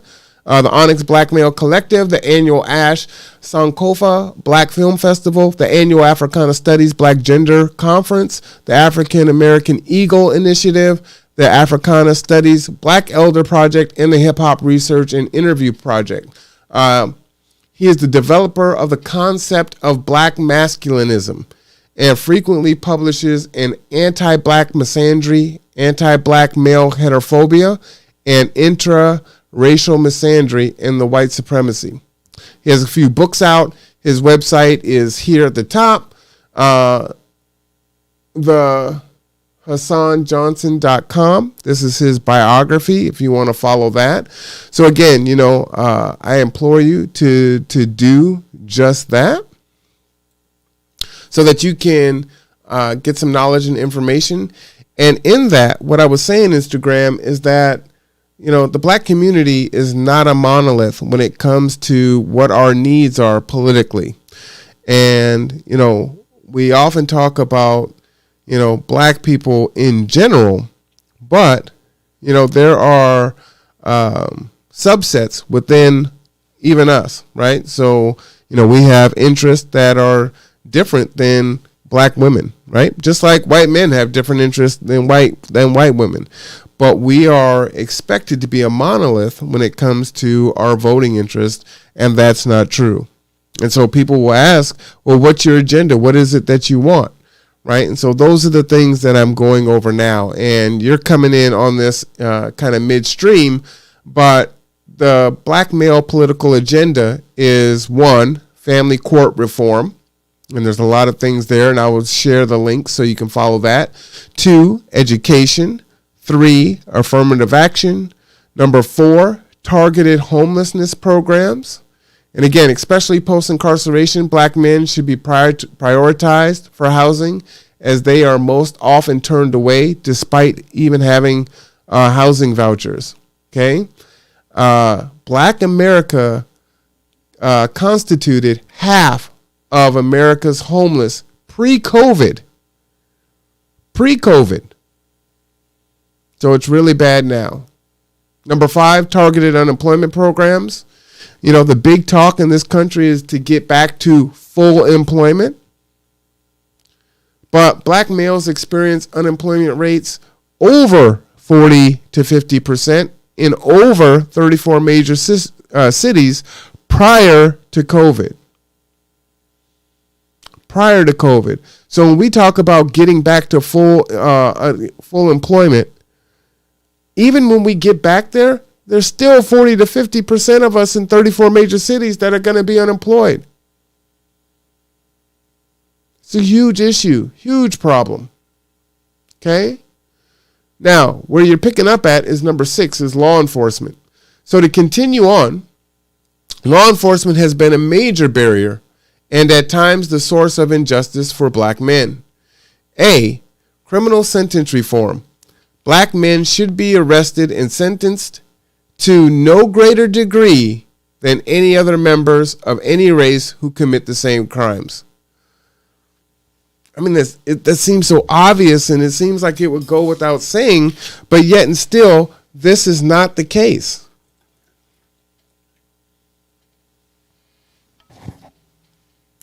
B, licensing law enforcement. Law enforcement professionals should have a revocable license that can be permanently stripped to keep them out of the professions, just like lawyers and doctors, for malpractice. Police are protected under the ruling of police protection from incriminating information or keeping their jobs. This can likely save plenty of black men. And that was a quote from someone that was anonymous. C is proxy violence. Recognition of proxy violence as a criminal offense, punishable by no less than 50% of the primary offense prison time. So to read that again, proxy violence, recognition of proxy violence as a criminal offense, punishable by no less than 50% of the primary offense prison time. D is to end qualified immunity. This is one I definitely agree with. Often negotiated into union contracts, qualified immunity is a legal principle that grants government officials, especially law enforcement, but not just law enforcement. So that's really important to note. When people were talking about defund the police and folks were being intellectually dishonest about what that meant, just saying, hey, just take them, it's like send them out there butt naked and have them go and police people. That's not what that meant. However, that message got lost. But qualified immunity, it clearly establishes statutory or constitutional rights of which a reasonable person would have known, right? So if you do something wrong as an officer, we see it all the time, right? Well, maybe if they get past the threshold or they were actually charged, at the end of it, they're found not guilty. Or they get punished, or they, quit or resign, or they're fired from a police department. They go over to another county and they're at another department. So we need to end qualified immunity. E, jury nullification. Oh, and again, going back to D, right? Often negotiated into union contracts, qualified immunity is the legal principle that grants government officials, not just law enforcement, right? When we talk about systemic issues, right? In order for it to be systemic, it has to have strong roots throughout the process, throughout the system to which it operates. So that's what needs to be dismantled. E, jury nullification. Jury nullification generally occurs when members of a criminal trial jury believe that the defendant is guilty, but choose to acquit the defendant anyway because the jurors consider that the law itself is unjust, that the prosecutor has misapplied the law in the defendant's case, or that the potential punishment for breaking the law is too harsh. Some juries have also refused to convict due to their own prejudices in favor of the defendant. And you have some duality here, right? One, you'll notice, for a lot of black people, they will tell you, both anecdotally and through data, that we are not judged by a jury of our peers. We're not. And so when you see some jurors have also refused to convict due to their own prejudices in favor of the defendant, we don't get that benefit. What we get are the biases of not being a jury of our peers and being found guilty because of the stereotypical experiences and biases that jury pools typically have. Jury nullification disproportionately affects black men. Thus, 30% of the jury should be black men.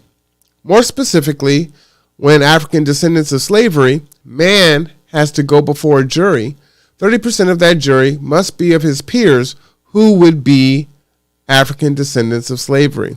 So that's just what I was saying, right? That is typically not the case with us. F, false accusations. There should be clear and more stringent punishments for filing false charges against black men.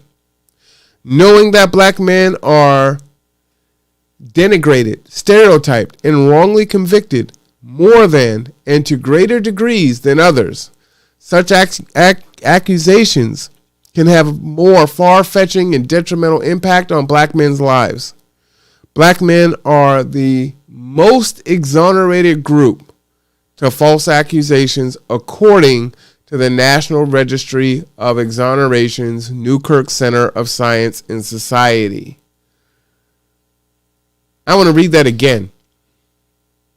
Because again, the mainstream media, social media, our own biases are the information that has been perpetuated from our great-grandparents to our grandparents to our parents, now to us, and then on to our children.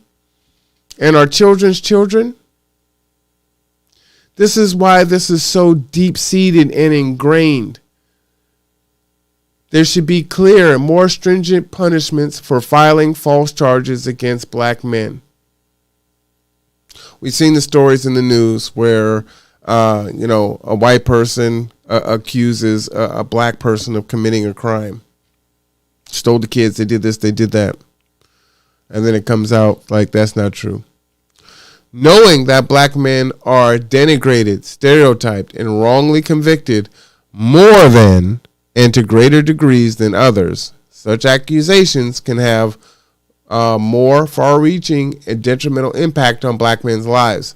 Black men are the most exonerated group due to false accusations. It's a hell of a statement. That's a hell of a fact. And we see these on the news, I'd say every couple of weeks or so. Black man found not guilty, released from prison after 25 years. 25 years? And they're supposed to be happy. Yeah, it's great, I'm out. But I spent my best years, my youth, in prison. When we have a system where you plead guilty because if you don't, we're going to overcharge you, right? So then we're going to tell you need to take this plea. And if you don't take this plea, we're going to over-sentence you. Oh, and you can't afford an attorney, so you get a public defender. So I almost said pretender. Who is overworked, who is trading your cases like baseball cards. And you take the plea. You've got the record. You're in jail. You're doing the time. Right? Because if you take it to trial, which is your right, they're going to throw the book at you and throw you under the jail. So, plea it is. And I believe the status, more than 90% of cases end in a plea, right? It's a racket.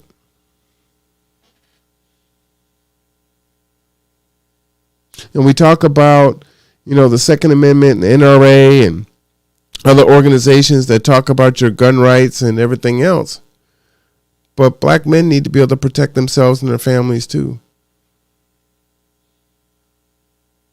But it's really hard to do that when they're being overcharged or wrongly convicted. Here's a quote here. African Americans are only 13% of the American population, but a majority of the innocent defendants wrongly convicted of crimes and later exonerated. They constitute 47% of the 1,900 exonerations listed in the National Registry of Exonerations as of October 2016, and the great majority of more than 1,800 additional innocent defendants who were framed and convicted of crimes in 15 large-scale police scandals and later cleared in group exonerations. Wow. We only make up 13% of the population, but 47% of exonerations? Wow. It's 3 times the amount. Well, it's more than 3 times the amount. That's incredible. Thus, whimsically, dangerous charges with questionable, unreliable evidence or no evidence at all should be harshly dealt with to dissuade others from repeating this act against an already vulnerable population. So black men are extremely vulnerable, right? Say a black man did it because, well, you're going to go ahead and get convicted, right? We all believe it in this country. Black people at the top, white people, Latinos, Asians, indigenous, we all believe it. Yep, black man, he probably did it.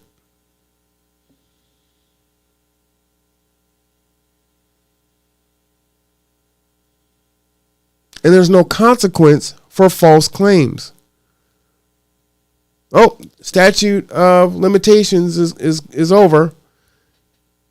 Emmett Till's accuser can, come clean after all those years and there's no consequence. Oh, there's nothing we can do. There's no consequence for you lying and destroying a man's life.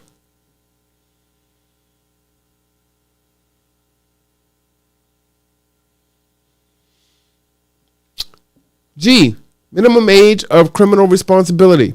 The minimum age of criminal responsibility in the U.S. raised to at least 18 years of age. Most states do not have lower age limit to where a person can be charged, prosecuted, sentenced, etc. for statutory offense.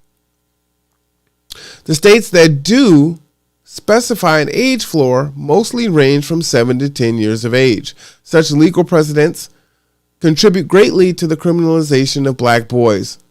And there's a number of links that I will put in the chat for you to follow, if you would like to look at that information.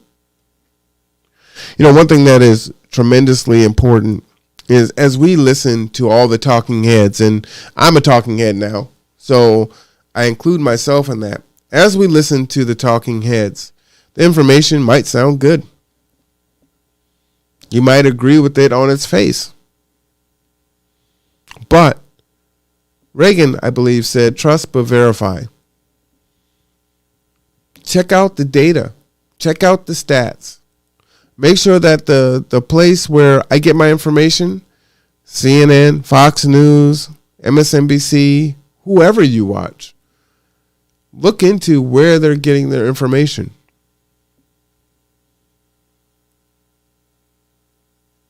I think it's always good to look at the counter narrative. That's why I watch, both conservative programming and liberal programming. Because if you only have one perspective, if you just have your echo chamber, right?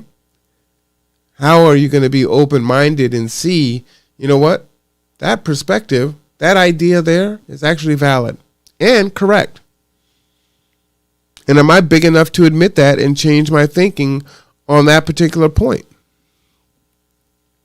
It's one of the big issues that we have on why we can't work together, right?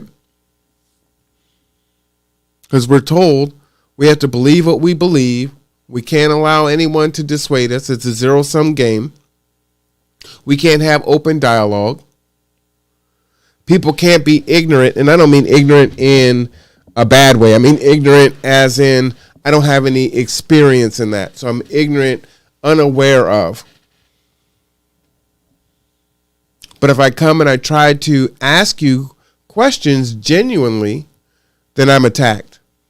How are we supposed to make any kind of strides and progress as a people if you don't know something about me as a black man or black people, or I don't know something about you as indigenous people or Latino or LGBT, whatever the case may be?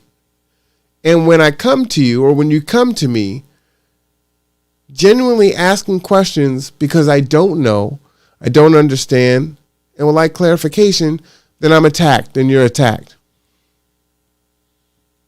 Why would I come to you if I'm inquisitive, want to take the time to actually learn about you, learn about why you feel a particular way, and then I'm attacked for it?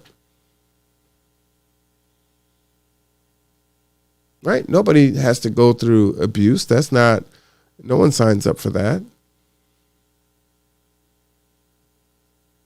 So you have to be able to ask questions that are uncomfortable, that you don't understand, but not in a, yeah, I gotcha type way, right? That's disingenuous. It doesn't help the conversation. It's intellectually dishonest. It's harmful. But when you don't know, you have to have a place where you can go and say, hey man, I don't understand this.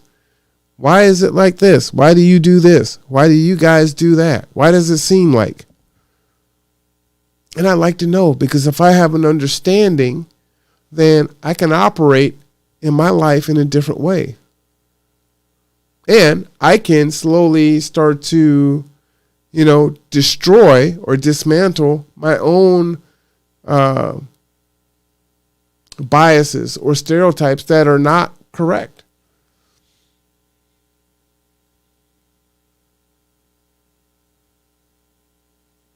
Just food for thought.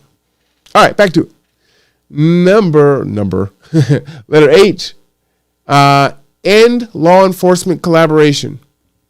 What this does is it prohibits state and local officers from using federal databases to search for prior criminal records when in the process of questioning or apprehending a black male. Officers, more often than not, decide their level of aggression based on one's alleged prior history. There's a legislative precedent for such a law already in California, and it's been adopted under designation SB 54 to protect illegal immigrants. So illegal immigrants in this country, at least in the state of California, are getting a law that is going to make it, or is going to prohibit law officers to search a database and see what your criminal past is. Because what happens is you typically make these decisions based on that, right? A threat where there is no threat. As I talked about the exoneration. Well, that's still on his record, right? He was arrested and convicted of this crime. Whether or not he's exonerated of it doesn't matter. How long ago was it? You know, this guy was a hothead, in his 20s, and he's got a couple convictions for, fighting in a bar, whatever. Using the silly example. And the cops run your name, and automatically you're a super threat. Person's a pacifist. I remember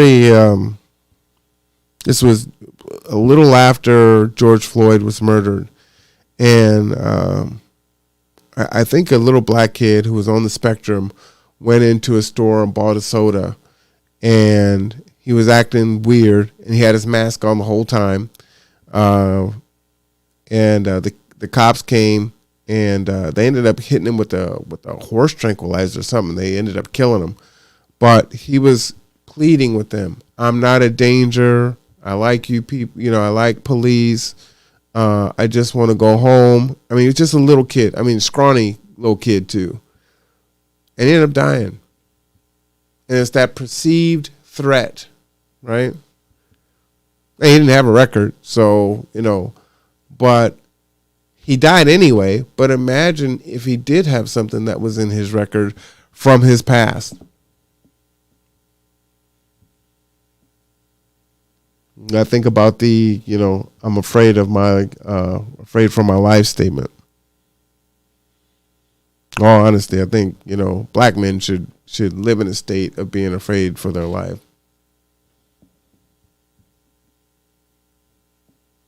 If we're looking at it in the context of how officers look at it, right? What are the percentages of times where black men are pulled over and actually have a firearm?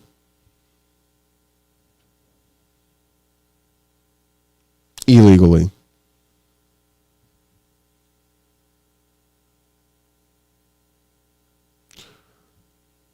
If you have a taser, billy club, bulletproof suit, or a vest, gun, baton, handcuffs, spray, dog, partners, you're afraid for your life. So if you have all of that and you're afraid for your life, then what is an unarmed black man?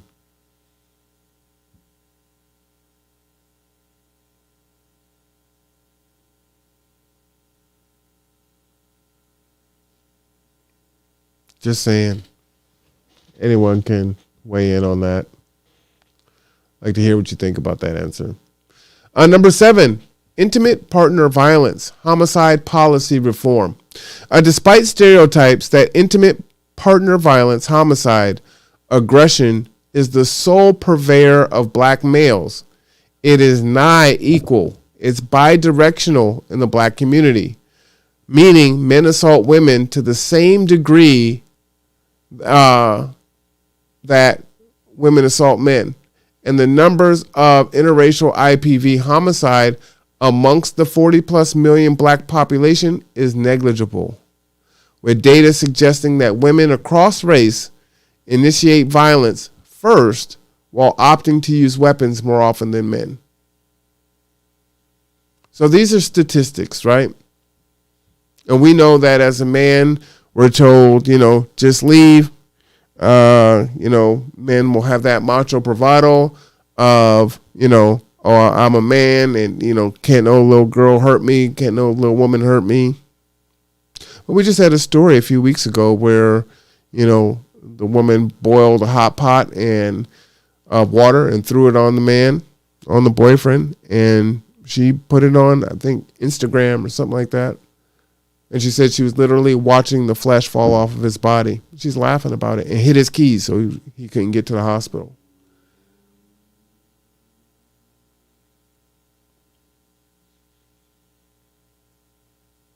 So A in IPV, which is intimate partner violence, the Duluth model is the most common batterer intervention program used in the U.S. Critics argue that the method can be ineffective as it was developed without minority communities in mind and can fail to address root psychological or emotional causes of abuse, in addition to completely neglecting male victims and female perpetrators of abuse. More than ignoring male victims, the Duluth model posed that men were de facto guilty of being the primary abusers of women whenever a woman experienced some form of intimate partner violence. It ignored women's greater capacity to initiate violence and or be aggressors of intimate partner violence. And there are countless stories to support that statement there. And you may have even been in those situations. But again, we're supposed to be tough. As Dr. Johnson talks about, no matter how tough you are, how buff you are, poison isn't going to help you. Weapons aren't going to help you. A car isn't going to help you. Having boiling water or grits, thrown on you isn't going to help you. Boiling fish grease, right? There's all kinds of stories. Even back in the 70s, we heard about, women boiling grits and throwing it on men.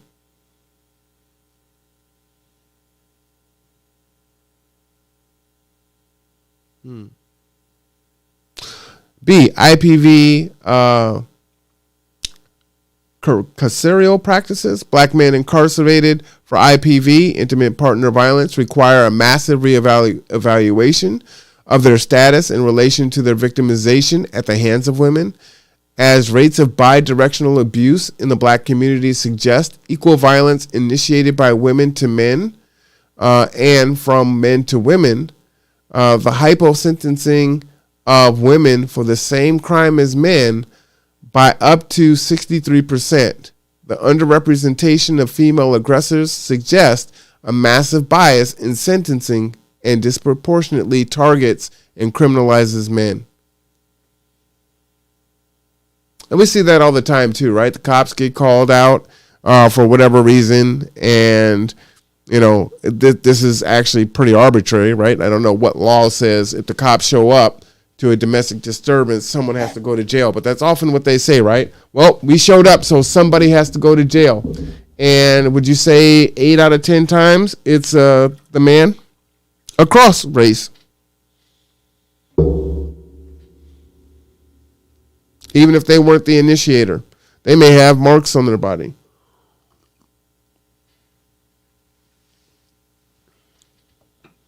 It's got to change, right? C, sexual assault, rape acknowledgement.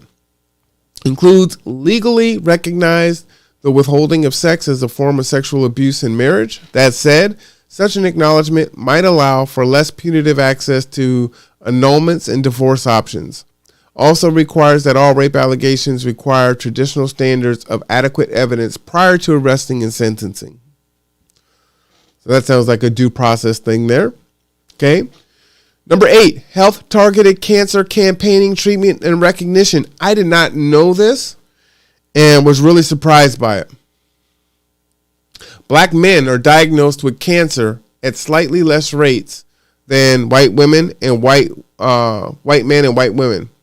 but die from it more than white men, white women, and black women, especially in Arkansas, Alabama, Connecticut, DC, Georgia, Hawaii, Illinois, Iowa, Kentucky, Louisiana, Mississippi, Missouri, Nebraska, Tennessee, and most especially in Wisconsin. The scales for measuring black male cancer is 3 times larger per 100,000. So there's nothing wrong with the NFL, celebrating or advocating for breast care awareness like they do, and they're wearing their pink ribbons. I've participated in that. But black men are dying at higher rates than everybody else. But we don't see any of these big major campaigns, right? We don't even see in women's leagues where there's advocacy for men who are dying from cancer.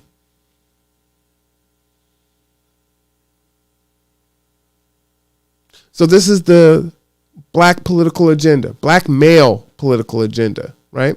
We do have one. We're not a monolith.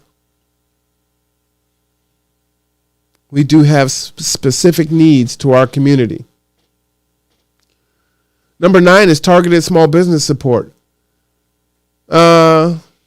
Commensurate with our status in society and taking into account the lack of capital and inherited wealth, black male-owned businesses should be targeted, particularly during COVID, for support. As someone who runs a nonprofit, founded and runs a nonprofit, one of my major jobs is to look for grants and opportunities. And I can tell you, I don't think I've seen one. And our third birthday was February 8th. So we're talking about 3 years and prior to starting G2, looking for grants, right, to build and run our organization. There are no grants for black males and entrepreneurs. All kinds of grants and things like that for black women.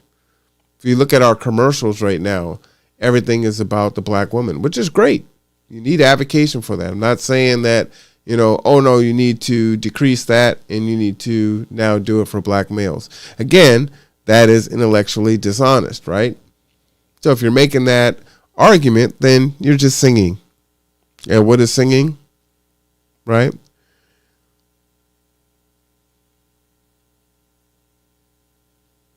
So if you're shaming, if you're insulting, if you need to be right, or you're guilting, that's what singing is. Both of those things can be true. Grants for black women are needed, but there is an absence of grants for black men, and we need to see that.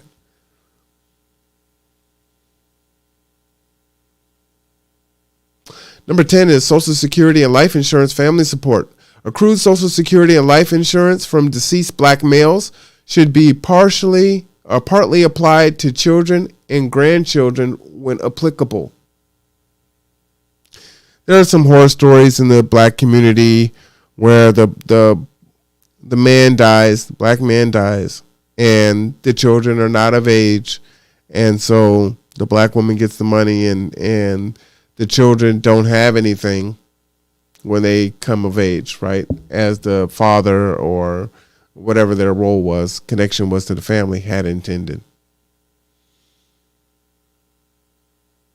Number 11, paternity leave. Parental leave for fathers on a federal level and applied nationally across the board, as black men have been designated the most participatory fathers across race in a recent study.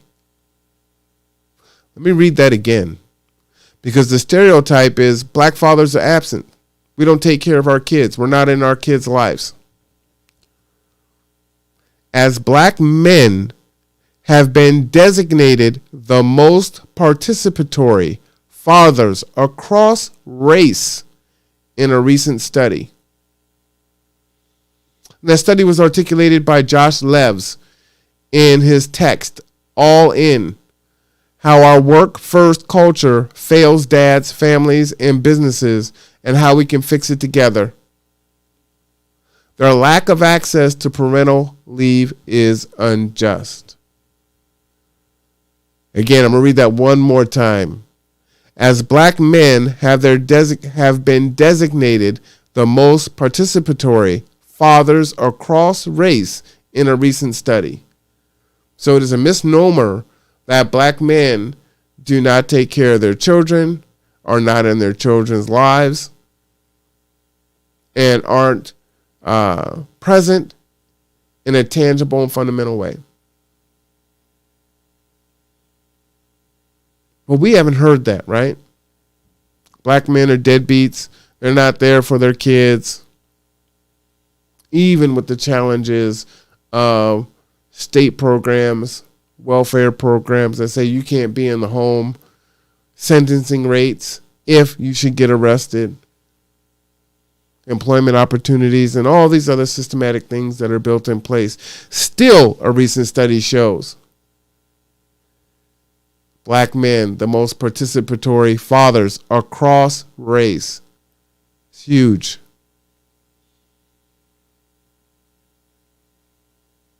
Did you know that? Number 12, reverse voter disenfranchisement. Allow black male ex-convicts to have their voting rights restored upon release from incarceration. For context, review the origins of voter disenfranchisement for convicts. The historical context for this comes from an old English common law, which justified the concept of civil death as punishment for conviction of treason or a felony because of a person committing a crime had corrupt blood, quote unquote, making the person, quote unquote, dead in the law.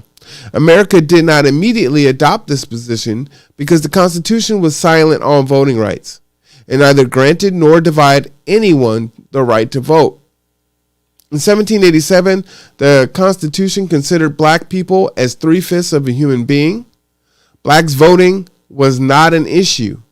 Then came the Civil War and the 13th, 14th, and 15th Amendments, enslaving people, except as punishment for a crime, was legal. Still there today. Birthright U.S. citizenship was established, explicitly including freed enslaved people. Black men got the right to vote. Over 2,000 black men were elected to government offices, and they began purchasing or homesteading property and voting. America responded.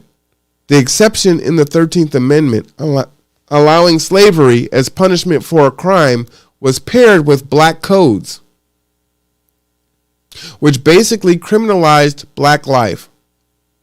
Blacks convicted under black code laws were leased out to do work, providing cheap labor to boost the South's faltering economy. In 1850, 2% of prisoners in Alabama were non-white. By 1870, it was 74%. At least 90% of the leased prison labor was black. 90%.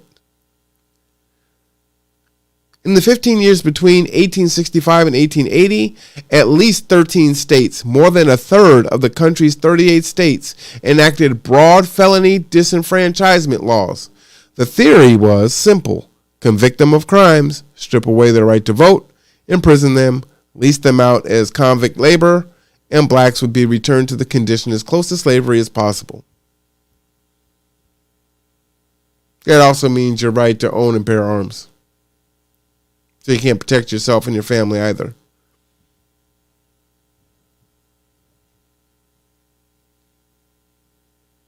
What is the result of this history?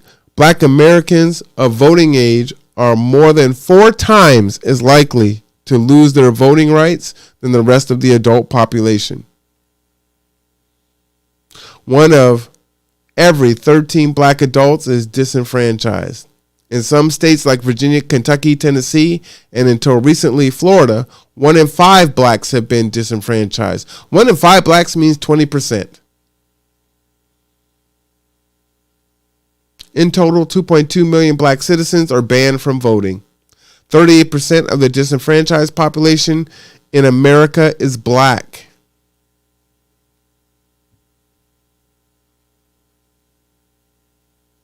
Hmm. 13. Black male-specific reparations for the transatlantic slave trade through the 21st century hyper-incarceration. Okay. Reparations is a crucially overlooked area that has required redress since the late 19th century. Due to the United States treatment of black men specifically, practices deemed legal dramatically targeted and impacted black male life in a manner distinct from the rest of black America altogether. And you can look at Jim Sedanius' work on the social dominance theory for more details on outgroup male treatment. Okay. But reparations should give black men specific focus to do 5 things. The exclusivity of treatment from the onset of slavery to roughly 1800, a time period where black males were sought after to a greater degree than even black women for enslavement. Number 2, their prioritization in lynching and terrorist mistreatment. Number 3, the designation that they only were allowed 3/5 a vote when given the right, then terrorized not to even be able to use that.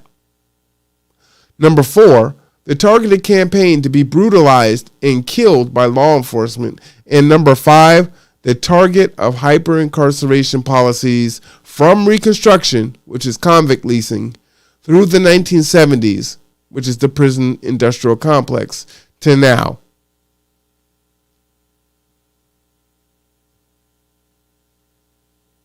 B, targeted wealth declines. Due to the impact of educational inequalities, neighborhood effects, workplace discrimination, parenting, access to credit, rates of incarceration, and many other factors, research has shown that black males are more likely to experience race gaps in intergenerational mobility largely reflect the poor outcomes for black men. The report is another contribution to the growing literature showing that race gaps and the intergenerational persistence of poverty are in the large part the result of poor outcomes for black men. Specifically, Chetty et al. Show that black men born to low-income parents are much more likely to end up with low-income or low individual income than black women, white women, and especially white men. That said, reparations for black males should be commensurate with what they've experienced both contemporarily and historically. And again, the case for reparations, we can look at people being fiscally responsible, right? You've got fiscal economic wonks. You got conservative fiscal conservatism. But yet, indigenous people, Japanese, Jewish community, Germans, almost everyone across the board has received some sort of form of reparations. And the Civil Rights Act, we already know because we stated it earlier that did not serve as reparations for black America. First off, that's just what you should have done anyway. But 2, we know that white women, by and large, benefited from the Civil Rights Act more than everyone else. And then black men really didn't benefit from it. And not in significant ways. Again, it's that high tide rises all boats type thing, where you enact policies or executive orders under the guise that you're doing it for the black community, but in truth, and you use our data and our stats to say, hey, we got to do something about it. But then when it comes to actually doing something, those resources and the effort actually doesn't go into the black community. The last one is the United Nations. We charge the U.S. with genocide of the black male. According to the United Nations definition, and much of what is listed here, black men have been subjugated, neglected, targeted, and killed to a great enough degree to warrant an investigation that covers both contemporary and historical mistreatment. All right, so that is 14 items that is important to the black male community as far as political needs and interest. Contributors here are BGS Ibmore, Adam Ibmore, David Williams, Stuart D. Knight, Christian J., Brian M., and Chief in the South. And again, you can find all of this information on Dr. Hasan T. Johnson's website. Okay, I implore you to go and check that out. It is there for you to take a look at. And again, the point of the Conduit is to present information that is not mainstream, that people aren't talking about. Hopefully this will spur dialogue, conversation, that it will empower those that may have been thinking some of these ideas or maybe have some other ideas and have a space to know that, you know what, these conversations are happening. People are actually thinking about this. I'm not alone in my thoughts. It's also, you may have counter thoughts or counter ideas. Again, hopefully through open-mindedness and intellectual honesty, not creating straw man arguments or red herring or whatever else we do to try to not acknowledge, right? Well, I know this is bad, but what about this issue? Not shifting it, not singing, not shaming, insulting, guilting, or the need to be right in a conversation.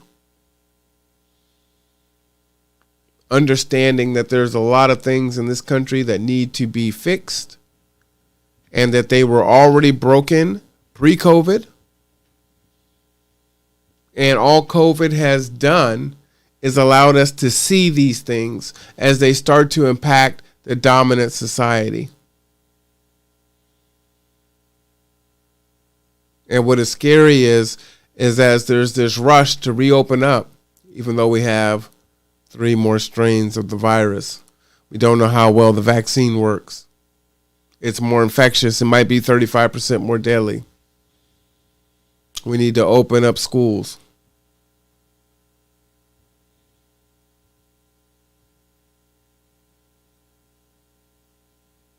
What do we do in the fall? What if there's another strain? The numbers start coming down, then we have the Super Bowl bump. Numbers start going down, and it's Valentine's Day. These aren't easy questions. And as I said, this isn't an attack on our politicians.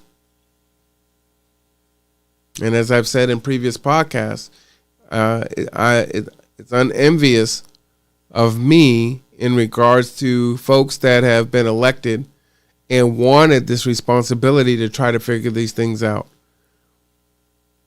But because that was voluntary, then critique is fair.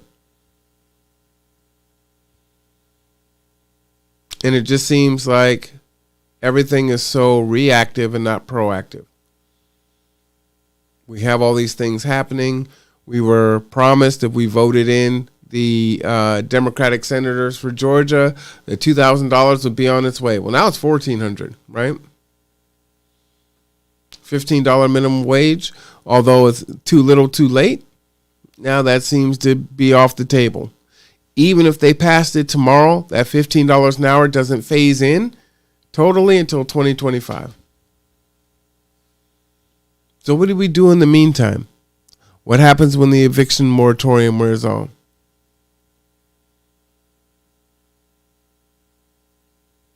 I believe we're headed for a dangerous place.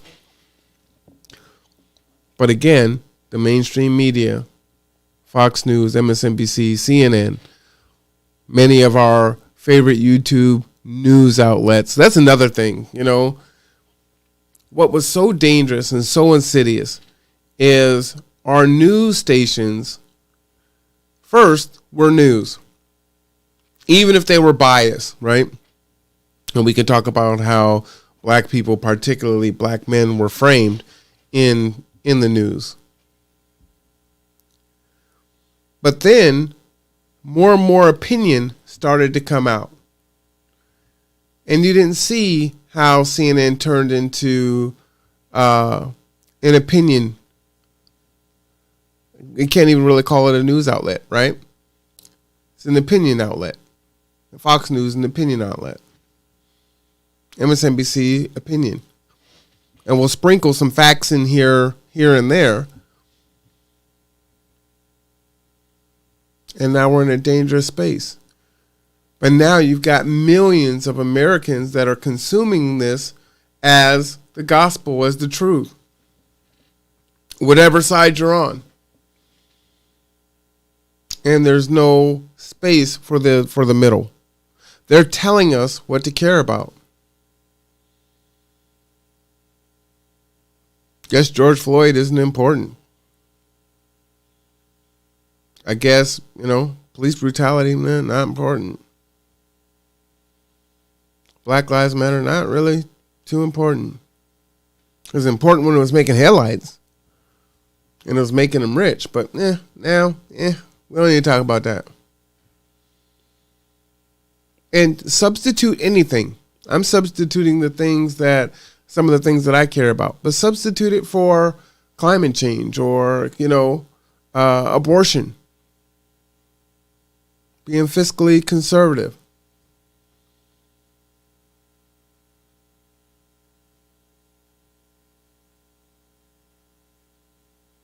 Well, lots of things to think about.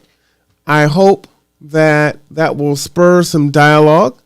Again, the spears and arrows, I do expect them to come at some point in time. So, but I do want to hear from you. And if you are brave enough to put your ideas out there, then we can have that dialogue. If you are concerned about it, you can always private message me, and I will share your thoughts or ideas on the air without, using your name, because I understand it, right? It is hard to stand in the face of being shamed or insulted for folks that feel like they need to be right at all costs or to guilt you. It's very destructive, doesn't help anything, doesn't further the conversation. But here, we're all humans. We're Americans. We have a fiduciary duty to each other. It is currently 34 degrees. It is 7:38 p.m. No one should be sleeping outside if they don't want to. No one should be hungry in this country if they don't want to. Nobody in this country shouldn't have health care issues.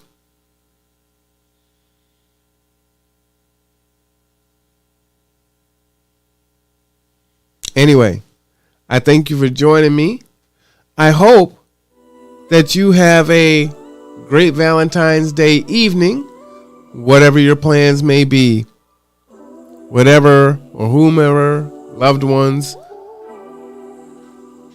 that you spend it with. Valentine's Day, hanging out with the kids, hanging out with your people, new romance, whatever the case may be. My Valentine's Day today goes out to the black boys and the black men in our community and nationwide. Together we can make a difference, people. Take locus of control. Get involved locally. There are a lot of people that feel the same as you. They can rally around you. We can rally around you. Be the change you want to see. I know it sounds cliche, but those things do happen. Anyhow, I'm R1 Cameron. This is the Conduit. Have a good evening, and I will see you likely tomorrow, Lord willing. All right.